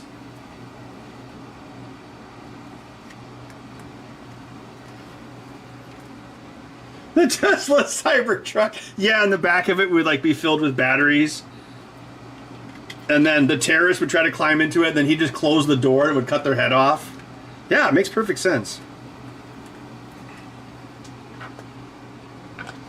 Oh, and then it'd be like 1995.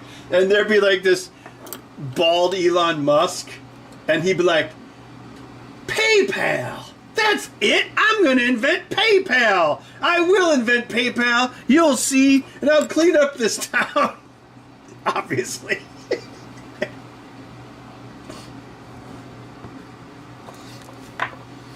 Oh yeah, and then he'll run into like young Jeff Bezos, and I guess Bill Gates was still kind of old back then.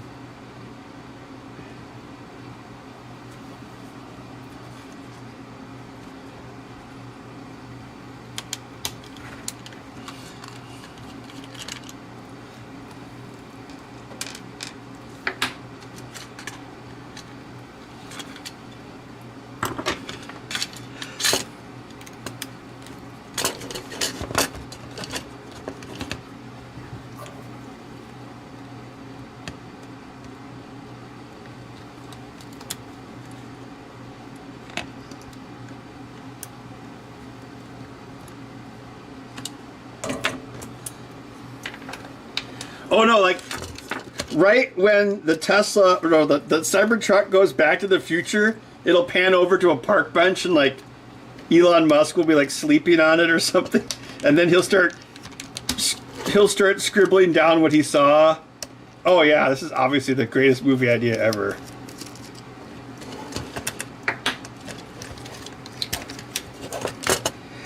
But you see, you know, again, like,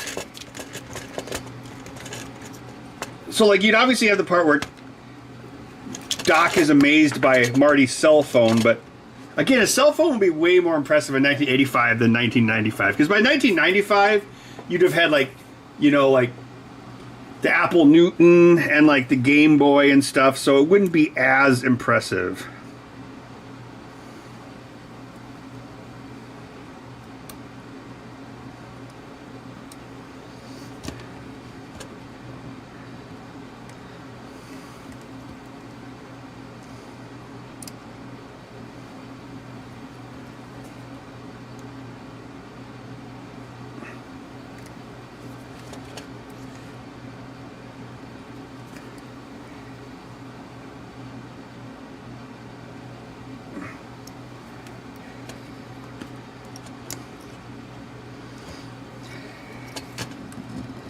Ah, here's why this microchip failed. It says made in China. What are you talking about, Doc? Everything's made in China. Unbelievable.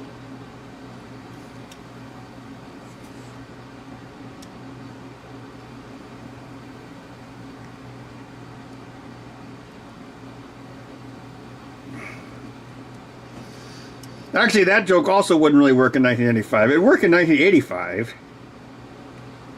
Darn it.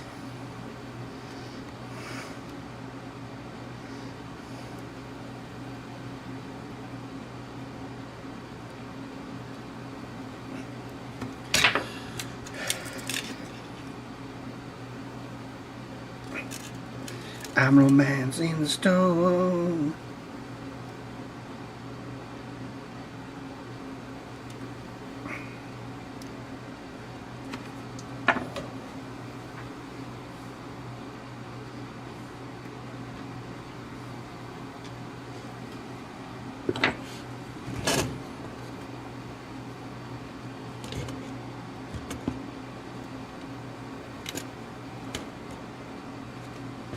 Y2K struck the clock tower, and it hasn't worked since.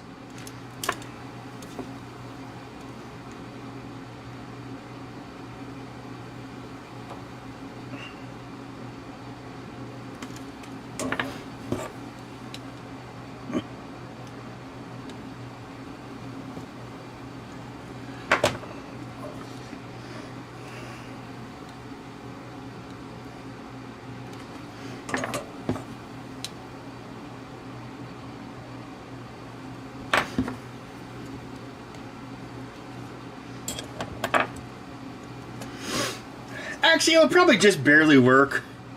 Also, like, 90s nostalgia is like the new 80s nostalgia.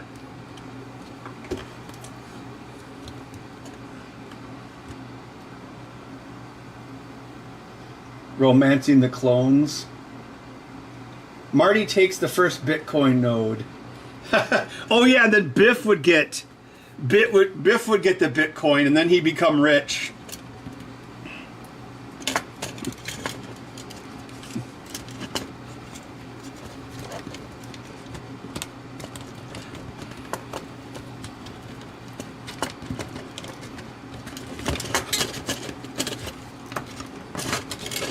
Hey, Doc, figured we could take the DeLorean back to 1998 and buy some Apple stock. Marty, I didn't build a time machine to rig the stock market. Wow, we could make a lot of money.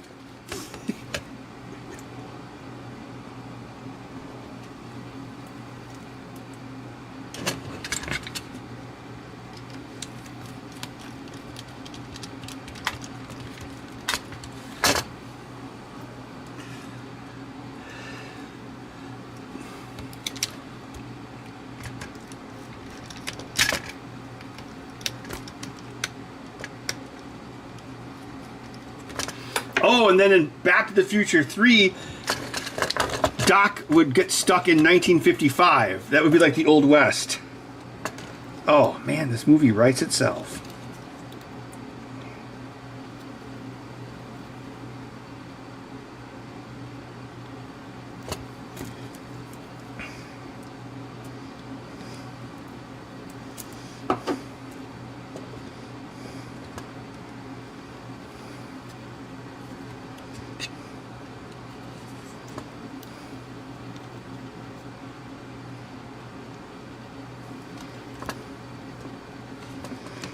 Ugh.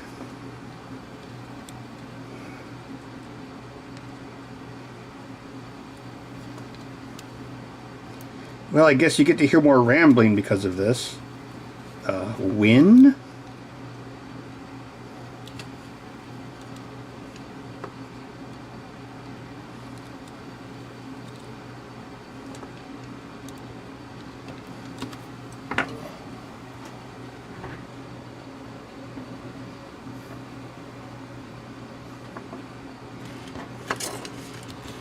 Oh yeah, the pizza thing was cool. Boy, oh boy, Mom, you sure do know how to hydrate a pizza.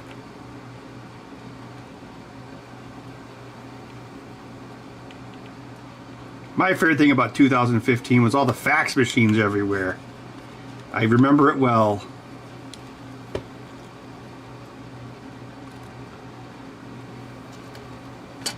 Guess they got the TV in the living room. That was pretty accurate.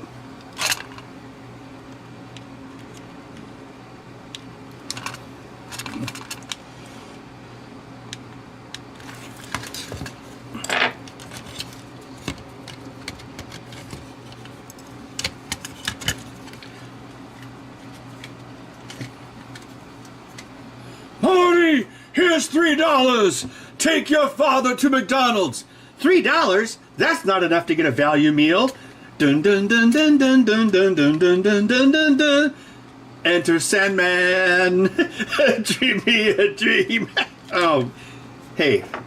Oh yeah, yeah, yeah. It'd be like down down down down down down. Yeah, they play Enter Sandman when he goes into the town. Oh, even though that was a little older than 1995. Writes itself.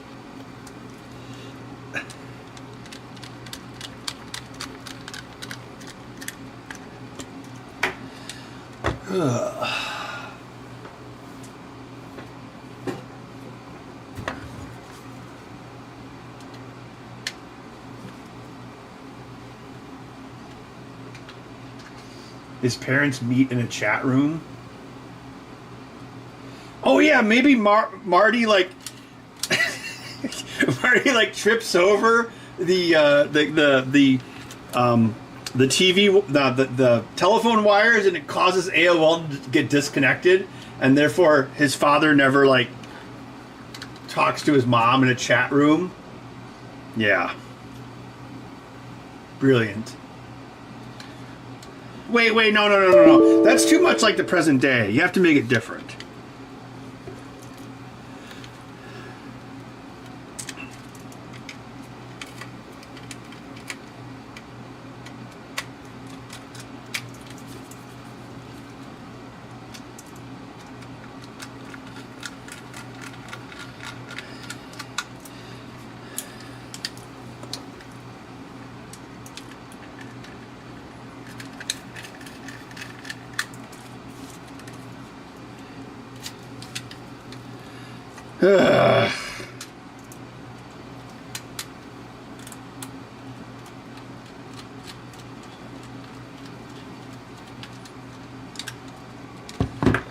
Wish I could go back to the future and not build this thing wrong. I'll just go back 10 minutes early and warn him.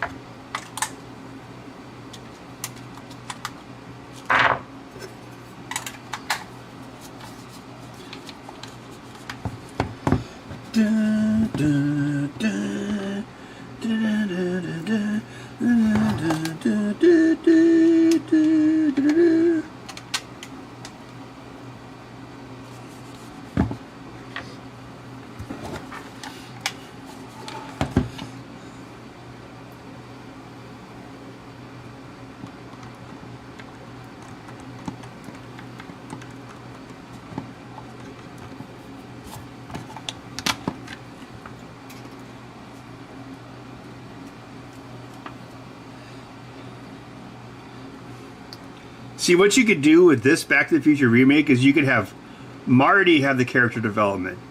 Because it's like in the present, it's like he's like a wimp and like he can't get the girls because he like texts someone on Instagram and they never respond. And so he learns how to be sociable by going back in time. And then when Marty comes back to the present, like there's this girl he likes at school and then he just walks up to her and talks to her. Because that's what he learned in 1995. Because that was a problem in Back to the Future is that Marty didn't have a character arc. So that's why in the sequels they gave him that, "What are you, Yella?" character arc. Kind of like to like posthumously give him one. So that's something you could... It's kind of like the Roadhouse remake where they tried to fix some stuff. I mean, obviously, Back to the Future is a much better movie. I mean, really, Back to the Future's only problem I would say is that Marty doesn't have any character development. That, and if his father was like way more successful, why are they living in the same house? It'd be more like Back to the Future 2, where he goes in the wrong house and the guy tries to kill him. We won't be terrorized. Bud become loaf. Yep, Bud is a sleepy loaf.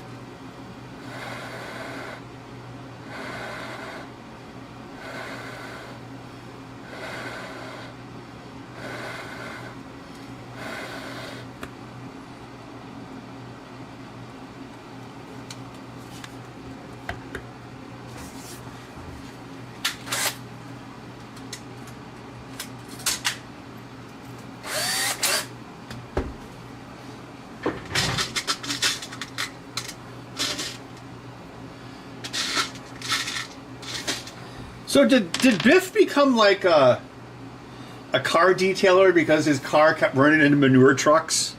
And then he's like, I'm tired of paying to get my car cleaned. I'll just do it myself. Oh, wow, this is a pretty fun job. I think this is going to be my job now.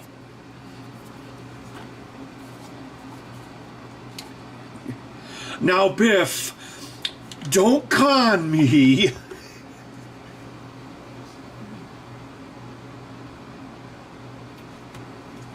The Bud stream is frozen. Yep.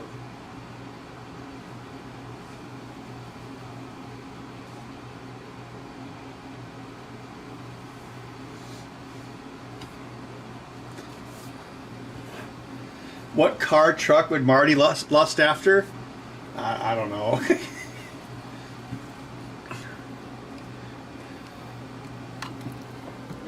I guess it really wouldn't matter. It'd be like, now, Marty, we can't afford a $95,000 truck. You're just going to have to drive our old Dodge Neon to the lake this weekend.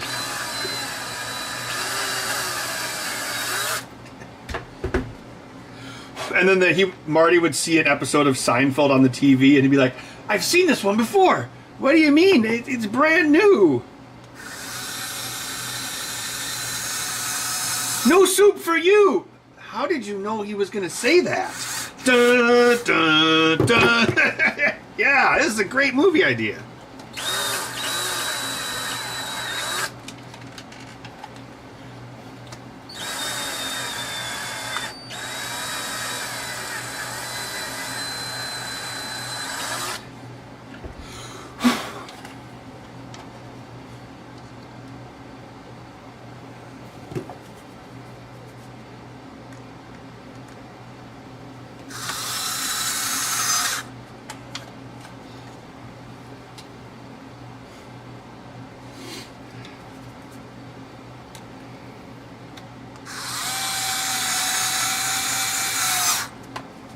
Would a teenager in 2025 even know what a phone book is when they go into the diner and try to find Doc's address?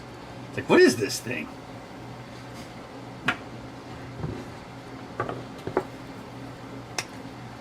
Again, that's something that was exactly the same in 1985 as it was in 1955.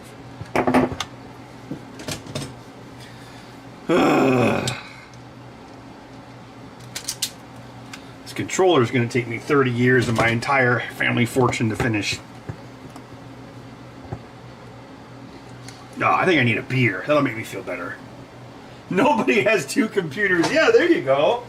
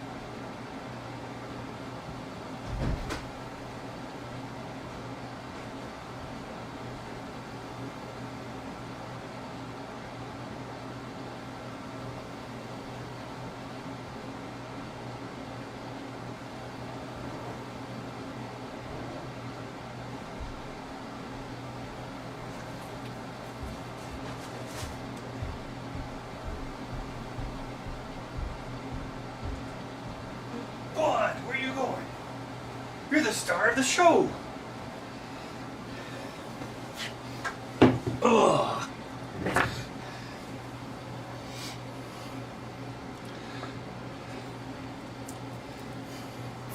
The 69th like. Oh, great.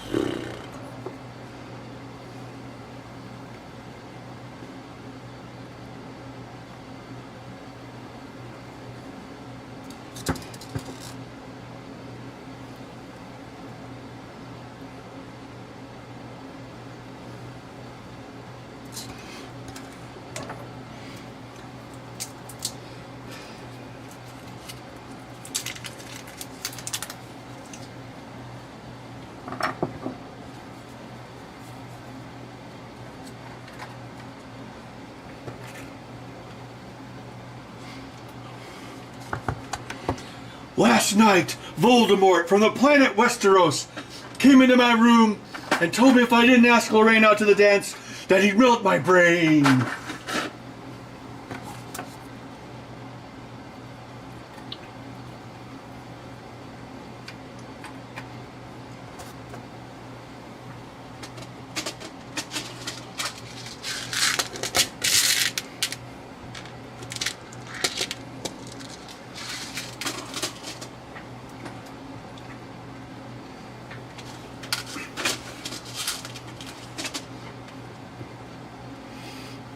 Okay, so who is going to hear Marty playing at the dance and then call their cousin and tell them they have to hear this new sound?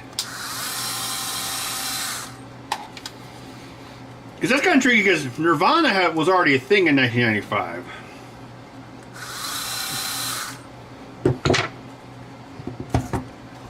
So I'm not exactly sure what kind of music Marty would play. That would be so weird.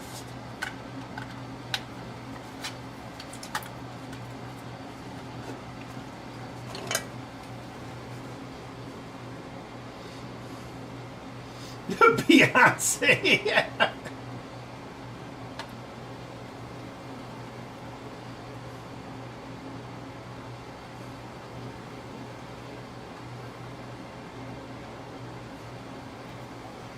The Foo Fighters.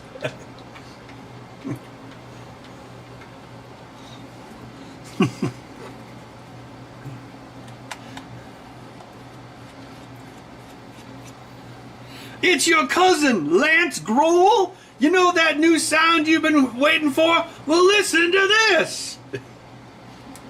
And then Marty breaks his leg on stage. Marty, that was very interesting music.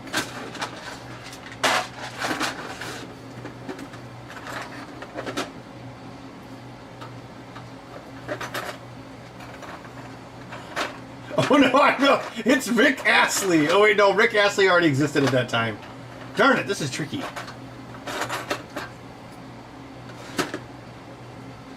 Yeah, but Nirvana wasn't new in 1995.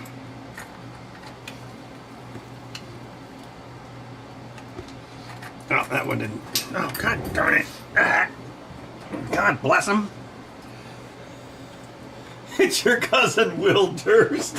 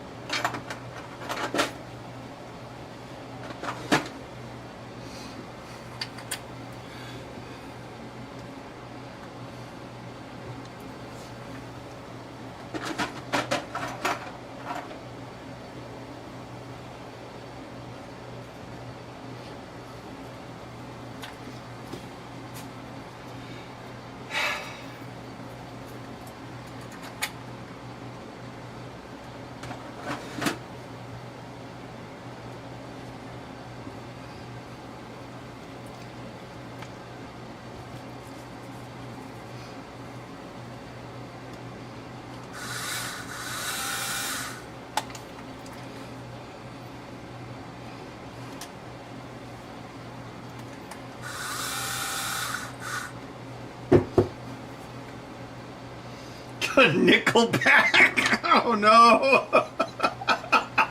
You know that new lame sound you've been looking for? Well, listen to this. Wait a minute, didn't Family Guy make this same joke?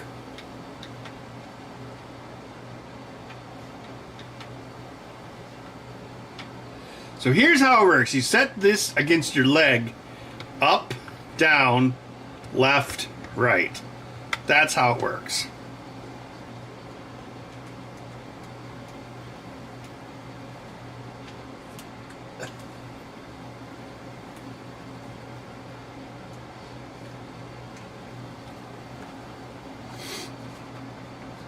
Alright, the cursed controller is complete. Finally. Ugh. What a bodge job! That's a Bobby Lose.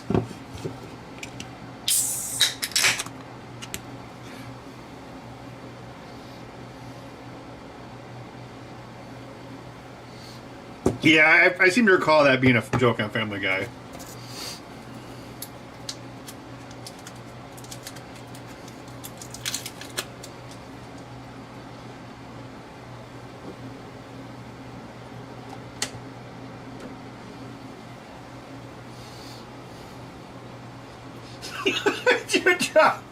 Green Travelers.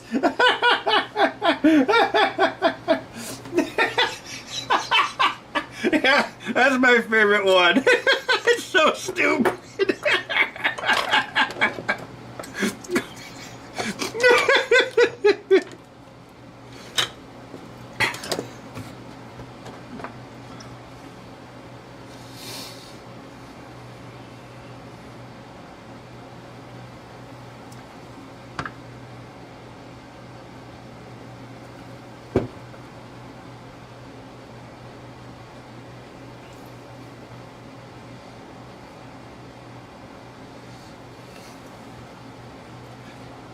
Yeah, I've been thinking about making some improvements, like for the left-handed version, instead of having all the face buttons going from here to here, you could probably put like some here. There's a trigger here, but I could put something here maybe. I would like to redesign some stuff on this to try to make it faster to build. Faster when I don't make mistakes, I guess I should say. Check out these cool boxes that these came in. Amazon renewed boxes, but I could totally use this box to ship it. And unlike Amazon, I won't ship the box inside of another box. Boxception.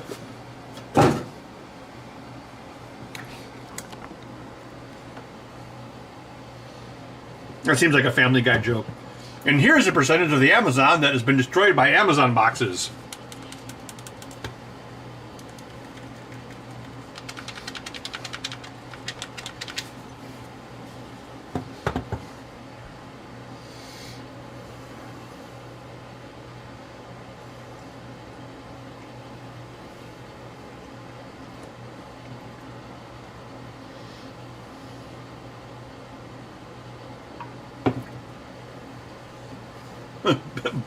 Green Traveler.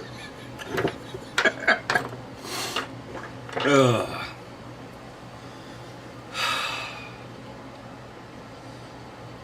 Well, 2 hours and 10 minutes still isn't bad.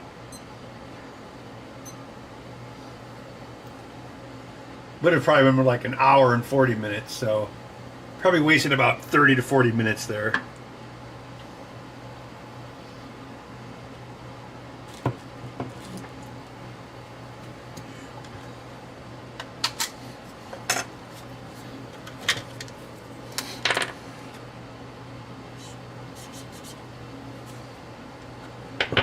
That marker is a Bobby Lose.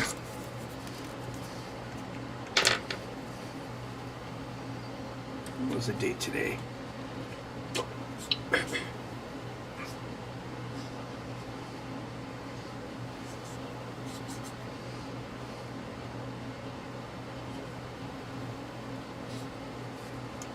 There. If the controller ever comes back, I'll be like, oh, it broke. Hopefully it's no more or less stable than other controllers. I'll usually, again, 9 times out of 10, stick drift. That's what happens. And I have no control over that. I guess I could try to find swap in sticks, but I still haven't done that. Entrapment? You mean the movie with Sean Connery and Catherine Zeta-Jones? No. I haven't even seen it ever, let alone recently.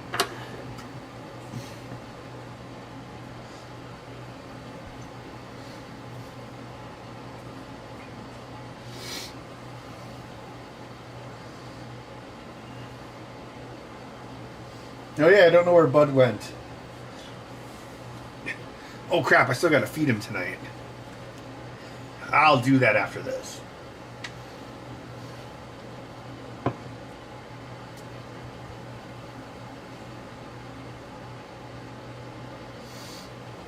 Ken, there was a period where I had, where Felix was making these. Probably from like 2015 to 2018. Then we stopped doing the show. I started doing them again, but yeah, that's why I do one on Monday nights, because it's a side project for me now. But I still do them because people still order them. I mean, sales definitely dropped off in 2024. Maybe it was the economy, I don't know, but the summer. But actually, lately it's been picking back up, and the summer was really dead. But that was good because then I could just program all the time. But then I'm like, okay, well, when the orders started picking back up, and I'm still programming, it's like, okay, I'll build one a week, and I'll do it every Monday night, and I'll stream it. So that's where I'm at. Bud, 8-bit voice guy. Hey, Dad, I'm gonna jump on you with my claws. They're battery-powered claws.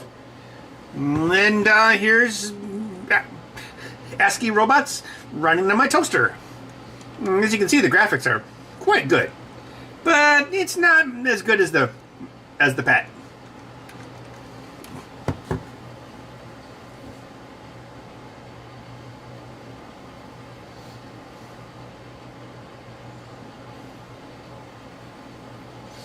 Oh yeah, I was asking Max. Max was here the other day, and I was like, did Felix get his new job yet? And he's like, I don't know if he's got it yet, but it was like some sort of government job in Stevens Point or something like that. I don't know.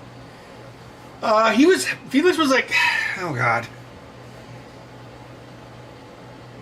I don't know what he's doing right now. The last time I talked to him, he was installing shelving in warehouses or something.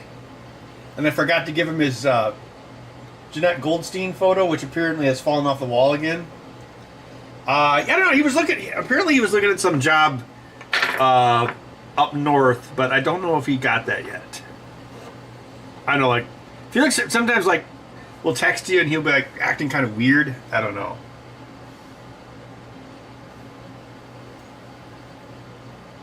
Phoenix 256K2. What's that?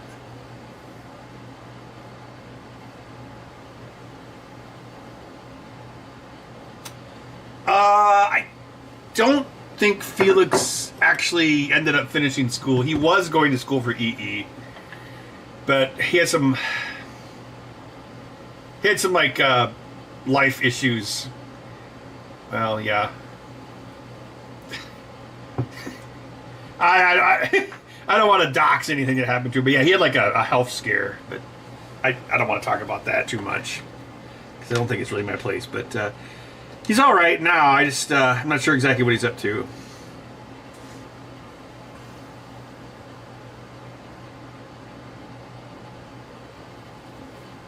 The foster mother? Yeah, she was, yeah. And she was also the Irish mother in Titanic who puts her kids to sleep before they die. What happened to Allison? Allison works at the UW, what division is it? She works in their video department, so she is a producer creating like educational videos and videos that are part of their curriculum. So she was really busy when everything was like work from home. And she's still there now. She now is a certified drone pilot, which is good because she is not crashing them like she did on the show. Yeah. Actually, she lives like a mile north of me. Actually, Max doesn't live too far from me either. Actually, I think we all live on the east side of Madison. Yeah, we do. Well, yeah, except for Felix. Yeah. Felix? Wait, Phoenix? Oh, the Phoenix. No, I don't really remember the Phoenix. What happened to Karen? Who was she? She did videos for a while. Then I think she was working for a startup, but I think that's done now. I haven't talked to her in a year or two. I mean, just like personally, I get along with Karen fine. Like work-wise, not so much, but yeah, I don't know. Maybe I should shoot her a text and see what she's been up to. But Max and I still hang out. Actually, well, yeah. Actually, Max is they're having a baby, so we're planning. We got to do one more bad movie night before Max has to become daddy man. An unfortunate finger incident? What, she got hurt or something? What is it, bud? Go back to your box. I will put you into a box. What's in the box? Oh, yeah. Yeah, that's because she was always cold. She must have had, like, bad circulation or something. Also, the shop was kind of cold.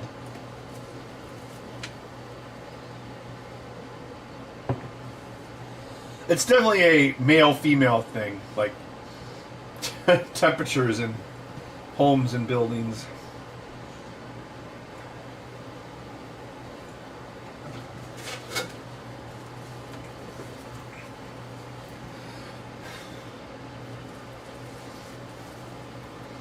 Oh, thanks, Christian. I'm glad you enjoyed it. Yeah, I would actually get that feedback a lot, and people would be like, I started watching your show, then I went to college for 4 years, and now I'm in EE, and then I would think, oh my god, I've been doing this forever.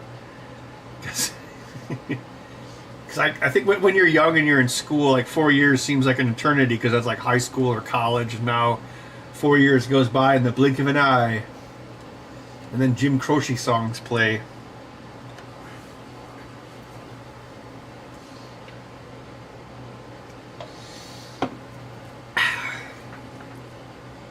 I usually do like drink night with Allison around Christmas, so I'll probably have some more stories from her like after the new year.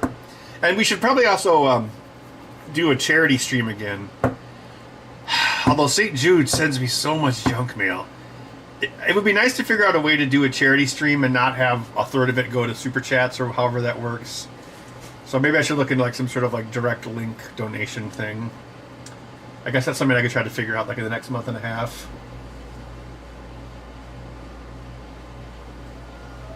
Yeah, thanks, Randy. Karen's background job? What was Karen? Karen was always like into hacking and maker stuff, although she wasn't always as technical as like me or Felix. But yeah, she was kind of more into mechanical stuff. Like she would like weld stuff, or she'd like those go-kart race cars. That was kind of her thing. Allison on stream. I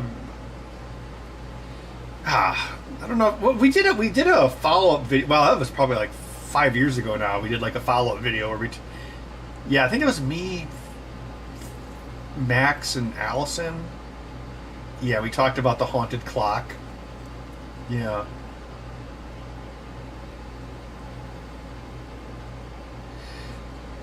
So GSD computing, I wouldn't want to do PayPal because then I would have all these extra transactions in PayPal that I'd have to like itemize and like separate out for taxes.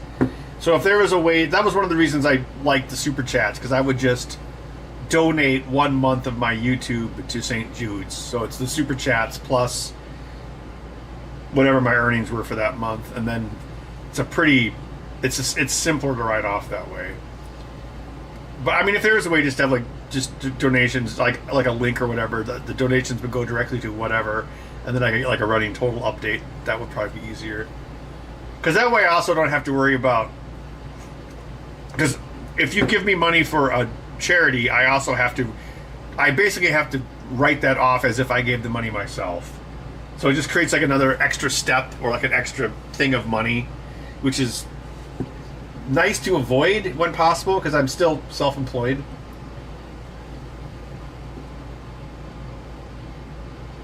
So yeah, if there was like, 50 PayPal donations of like $1 or $2, it would make my PayPal incredibly messy. Because these all come in through PayPal, so I have to do my PayPal reports at the end of the year to actually see what the profit, loss, expense, etc. is. I'll look into it. There's probably some sort of like website we could use.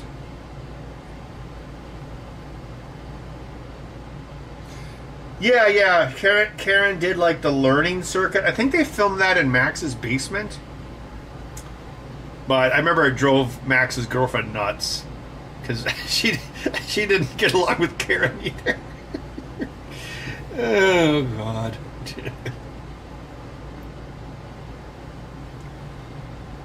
Oh, Ken, I'm gonna cut my hair. I'm gonna get a haircut in the new year. That way I can just say I went an entire calendar year without a haircut. So it's gonna happen no matter what, because it's getting like annoyingly long. I mean, I guess I could say I'm doing it for the stream, even though I'm planning to do it anyway.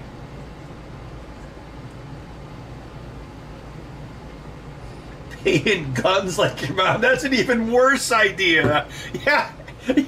Donate your car to charity. Donate your guns to charity. That's even crazier than donate your boat to charity. What charity needs a boat?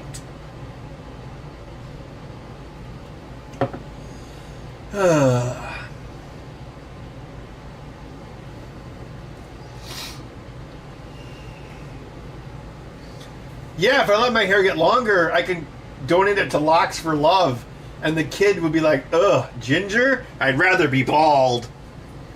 There's a dark joke for you. I actually have a friend who does that. And it's a guy, too, and he'll do it like every 5 years. Locks for Love. Although he's probably going to turn gray now, probably.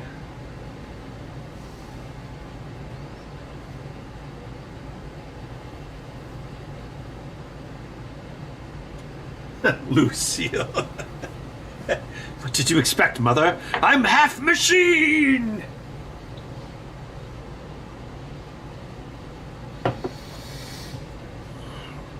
Like, if I ever get a chance to make a Felix follow-up video, I will. So, yes. Because people always ask. But yeah, he's, you know, like always off doing weird stuff. It's, yes, his life is far more eclectic than the rest of us.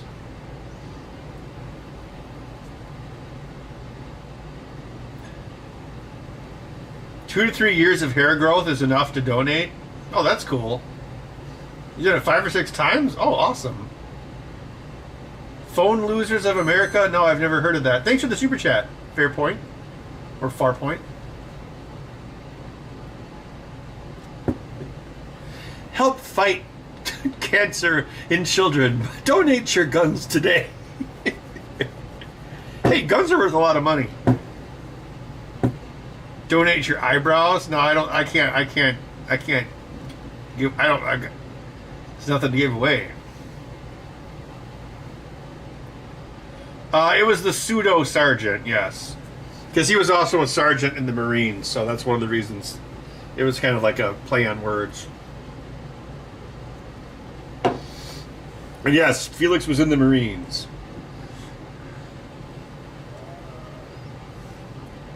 Yeah, one of the reasons I hired Felix was because he knew Linux and I didn't. And so I'm like, oh, that's good. Always hire people who know things that you don't. Because otherwise, what's the point?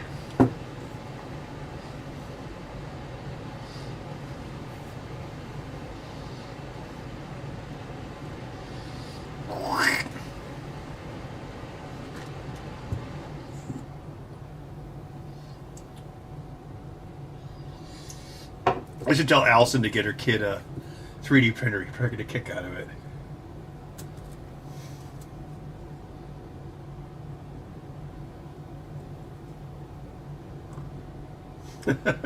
Shaving their heads.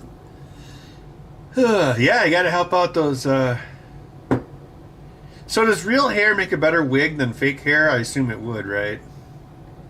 Because that's what it's for, right? It's for kids who have chemotherapy. Pie Face Returns Christmas Special. Yeah.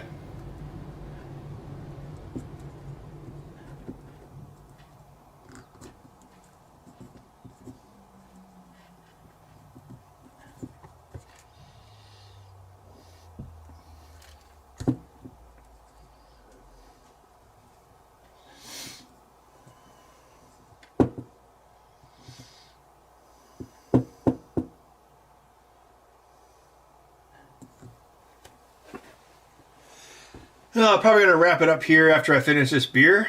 But, yeah.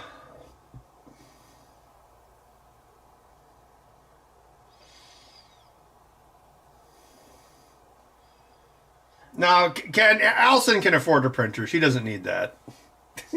Oh, no. Oh, no. So everybody... Well, it's true. She has a much nicer garage than I do.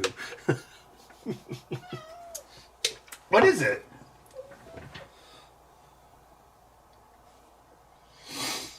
Well, yeah, Karen and I didn't get along very well. I didn't really like her work ethic. So work-wise, yeah, actually Max didn't. But just as a person, just to like hang out with or whatever, it's fine, but work-wise, I mean, there's also a lot of people that don't like working with me, so it's, it's not like I'm an angel either. But I know, like, one time, like, I think it was Max, because, like, Max got upset because he was like, Karen was saying that you aren't communicative, Ben, and I'm like, that's ridiculous. It's like, you're super communicative. I'm like, wow, she said that? So, yeah, I don't know. But you know what? I'm sure if you talk to the people doing pinball stuff, they would say awful things about me too. Well, or they would say that Ben likes to do random movie quotes for no reason. But yeah, I don't know. Like, yeah. Well, she wasn't like Karen. She wasn't like Max and Allison were both super goofy, just like me, and Karen wasn't really like that. So that was kind of course, Felix wasn't either. Oh, well, It was different. Felix was like more stoic. Although I do think Felix was probably an undiagnosed autistic Gen X person. I think there's a lot of them. Max and I have talked about that a lot in hindsight. Actually, Max and I have talked about Felix and Karen a lot in hindsight, like if we like go to the bar and stuff. We never talk about Allison because there's nothing. Allison's great. There's nothing to talk about. Allison's like one of the most sane people I've ever met.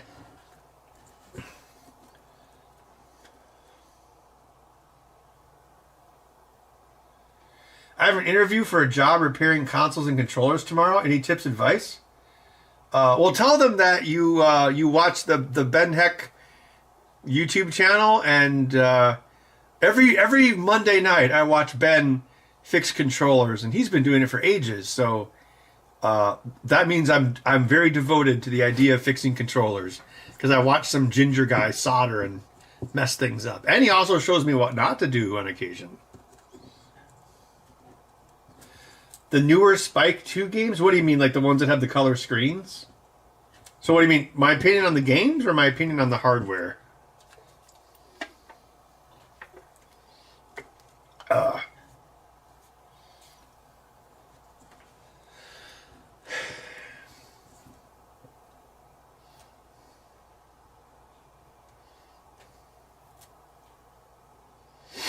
Yeah, like I would say like the whole time we did the show, like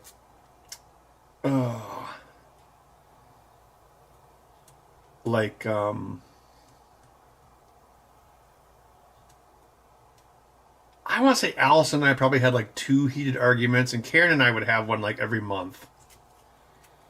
But yeah, I don't know. I like to think I'm pretty easy to get along with, but my big thing is like if you don't do work properly, that's when I get upset. Like, you know. Whereas Felix was like super fastidious about everything. It's kind of like the opposite. Yeah.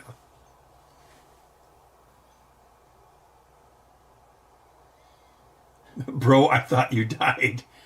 Nope. I'm Bela Lugosi. I'm still alive. Well, sort of. Oh, I just mean like work arguments. Like the big thing that, well, it wasn't just me and Allison, it was me and Max. So like the big thing that was a problem is like having to get enough footage and coverage of everything, but also like when you're on a deadline trying to make something work, that kind of got annoying because it would be like Allison or Felix would be like, or Allison or Max would be like, oh, I have to get X amount of footage in order to make this work for the story. And I'd be like, well, yes, but I'm stressed out because I have to get it working. So for me, from my perspective, it was like more important for me to get it working than, because sometimes, well, a lot of times you'd have to slow down or not do something as you wait for them to get the shot and then you do it. And since it was actually real, not like a fake reality show, like actually filming it would cause what you were doing to be slowed down. And I struggled with being accepting of that, which is 100% my fault. But yeah, that did come up a lot, and that was something that, yeah, Max and Allison and I not like had heated arguments over, but we definitely, yeah, it was a point of contention. It's kind of like the double slit experiment. It's like, well, when you observe me doing it, I'm going to do it slower or differently. There's some geeky stuff for you.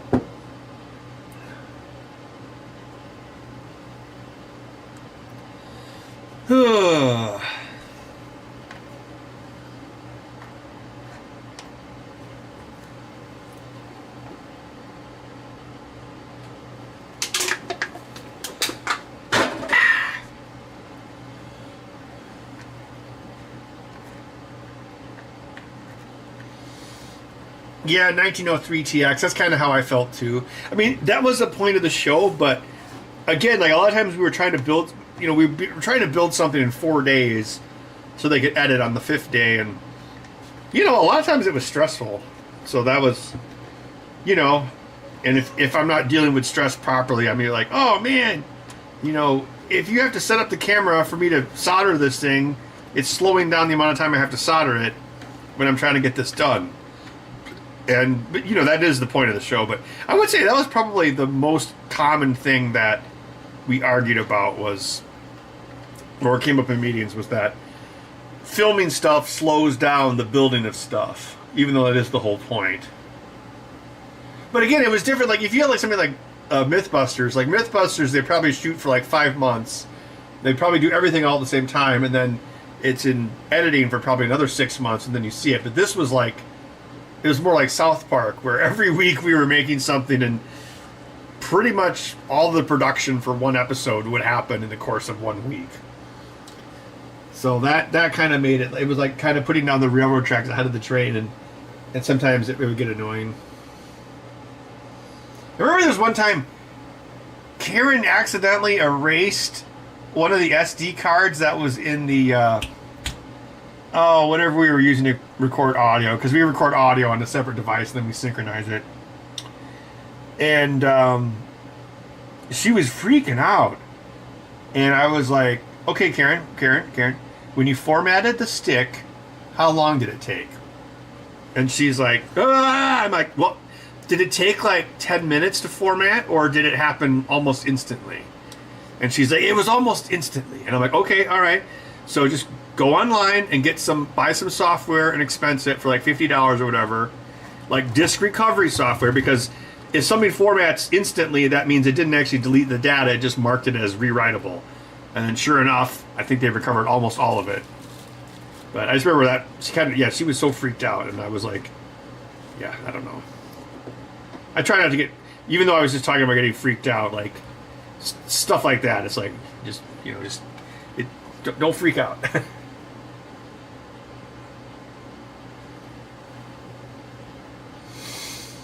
Yeah, Ken, there's a famous Anthony Hopkins quote where he says, "I act for free, they pay me to stand around." Because, like if you, if you're doing a movie, like if if you watch a movie, and if it's like stand in for, there's that Mint Mobile joke about that, where he's like, "You're not my wife." And then the lady's like, "No, I just stand in for her in the boring part." So, like, if you see stand in a movie credits, that's not a stuntman necessarily, or a stunt woman. It'll be like Blake Lively is in her trailer getting her makeup put on, while someone her same height and hair color is standing in front of the camera so they can get the focus pulls and set up the lights. So, they don't make the actors do that, they make their stand-ins do that. And so I guess, in our case, it's like, we would, we'd have to wait for setups. Obviously, they're infinitely faster than a movie or TV show setups, but that's why I do like zero production value here, because, I'm not patient enough for that, even though I used to make independent films.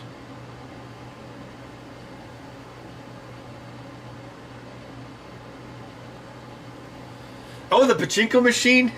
Yeah, Max and I were just talking about that the other day. Yeah, Max came by and he was helping me do an AV pass on the new pinball. So don't tell Spooky that we did that, because he won't blab. But we actually talked about that, because originally we were going to have fart mode, 8-bit mode, and then Super Japan mode. But we were worried that Super Japan mode might be insensitive or something, so we called it classic mode, even though it was just Super Japan mode. Yeah.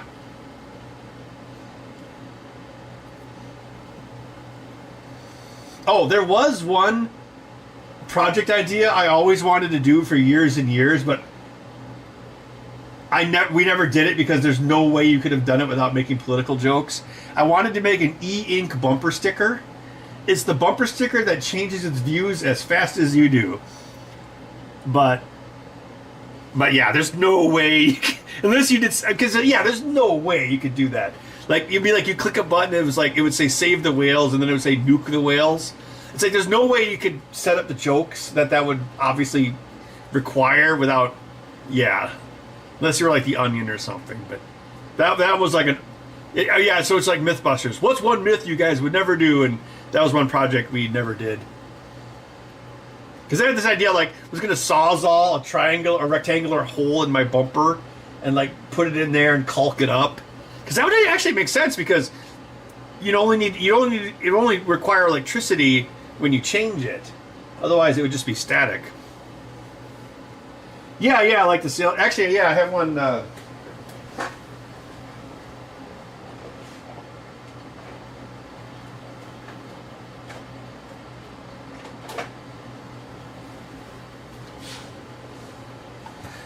Yeah, what's this for?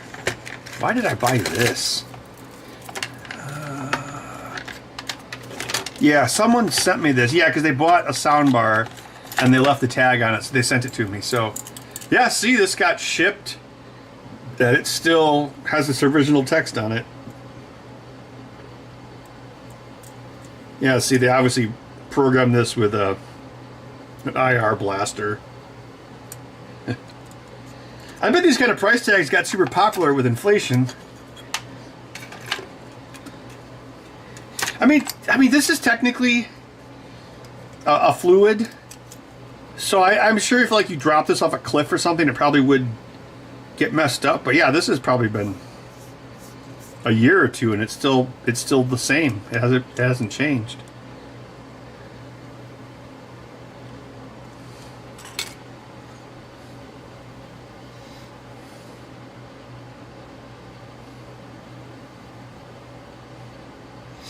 Yeah, don't they have like a color Kindle now? I wonder how that works. Because all the Kindle doesn't actually do grayscale. It does well, it does grayscale like a newspaper does, where it's dot density, but it's still either on or off. So I guess they just do it with color. Well, it's two colors, Ken. It's black and red. Actually, I think. Oh yeah, Ken, you know the game badge? One of the screens I ordered, they gave me this instead of the ST7789. This wave share, this is a two color as well. It's probably it is the same module as the Best Buy. Well, very similar. It's also a black and red.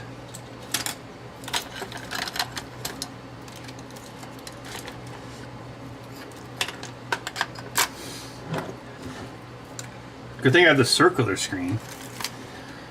Oh, thanks for the beer money.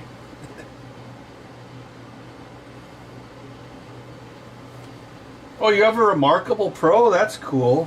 Do you think it's worth it? I've seen ads for those, and I'm like, wow, that's cool. Or I could use paper. E-ink for game badge. Yeah.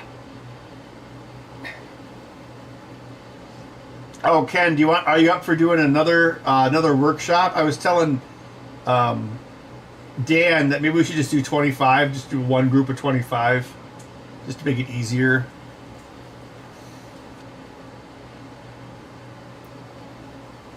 The alarm clock doesn't have a circular screen? Remotely erase a name tag as you fire an employee.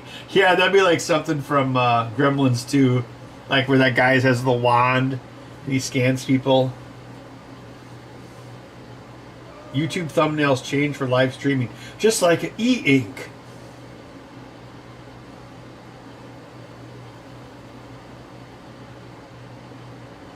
The refresh rate? I don't know.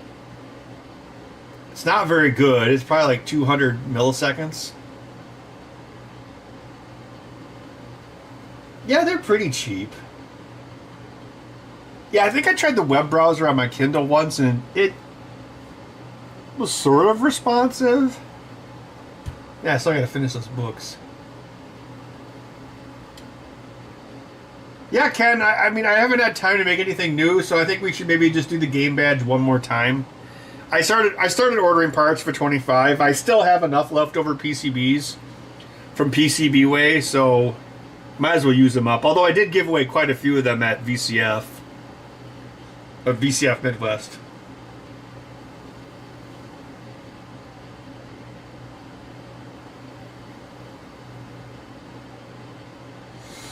All right, well, hey guys, I think I'm going to call it a night. Thanks everyone who stopped by. Yeah, I guess if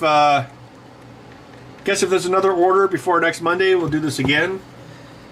And then, yeah, I'll start thinking of something for the charity stream. I'll probably do that the week after Christmas. I'm hoping to take the week after Christmas off if I get this. The pinball machine's pretty stable right now. We've been testing the bejesus out of it, but yeah, I think if I have it stabler, there's a few, you can generate a few errors by like entering or exiting the menu in a certain way. So actually, I've got to work on that tomorrow. So hopefully I can take the week after Christmas off. So that's probably when I'll do the charity stream. One last Bud viewing. Oh yeah, he's right here. Come here, Bud.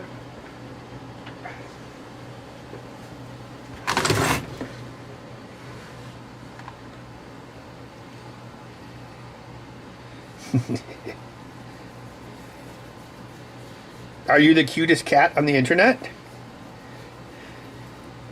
I don't like this. Let me go. Do you have herpes eyes? He's got herpes eyes. Herpes eyes. You have herpes just like me. Not that kind. That's why you felt attached to me in the pound. You're like, you put bad things in your mouth when you were a baby too. And I'm like, I did.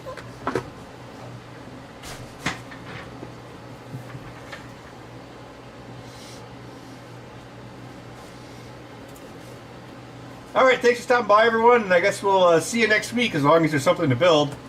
See ya. Say goodbye, bud.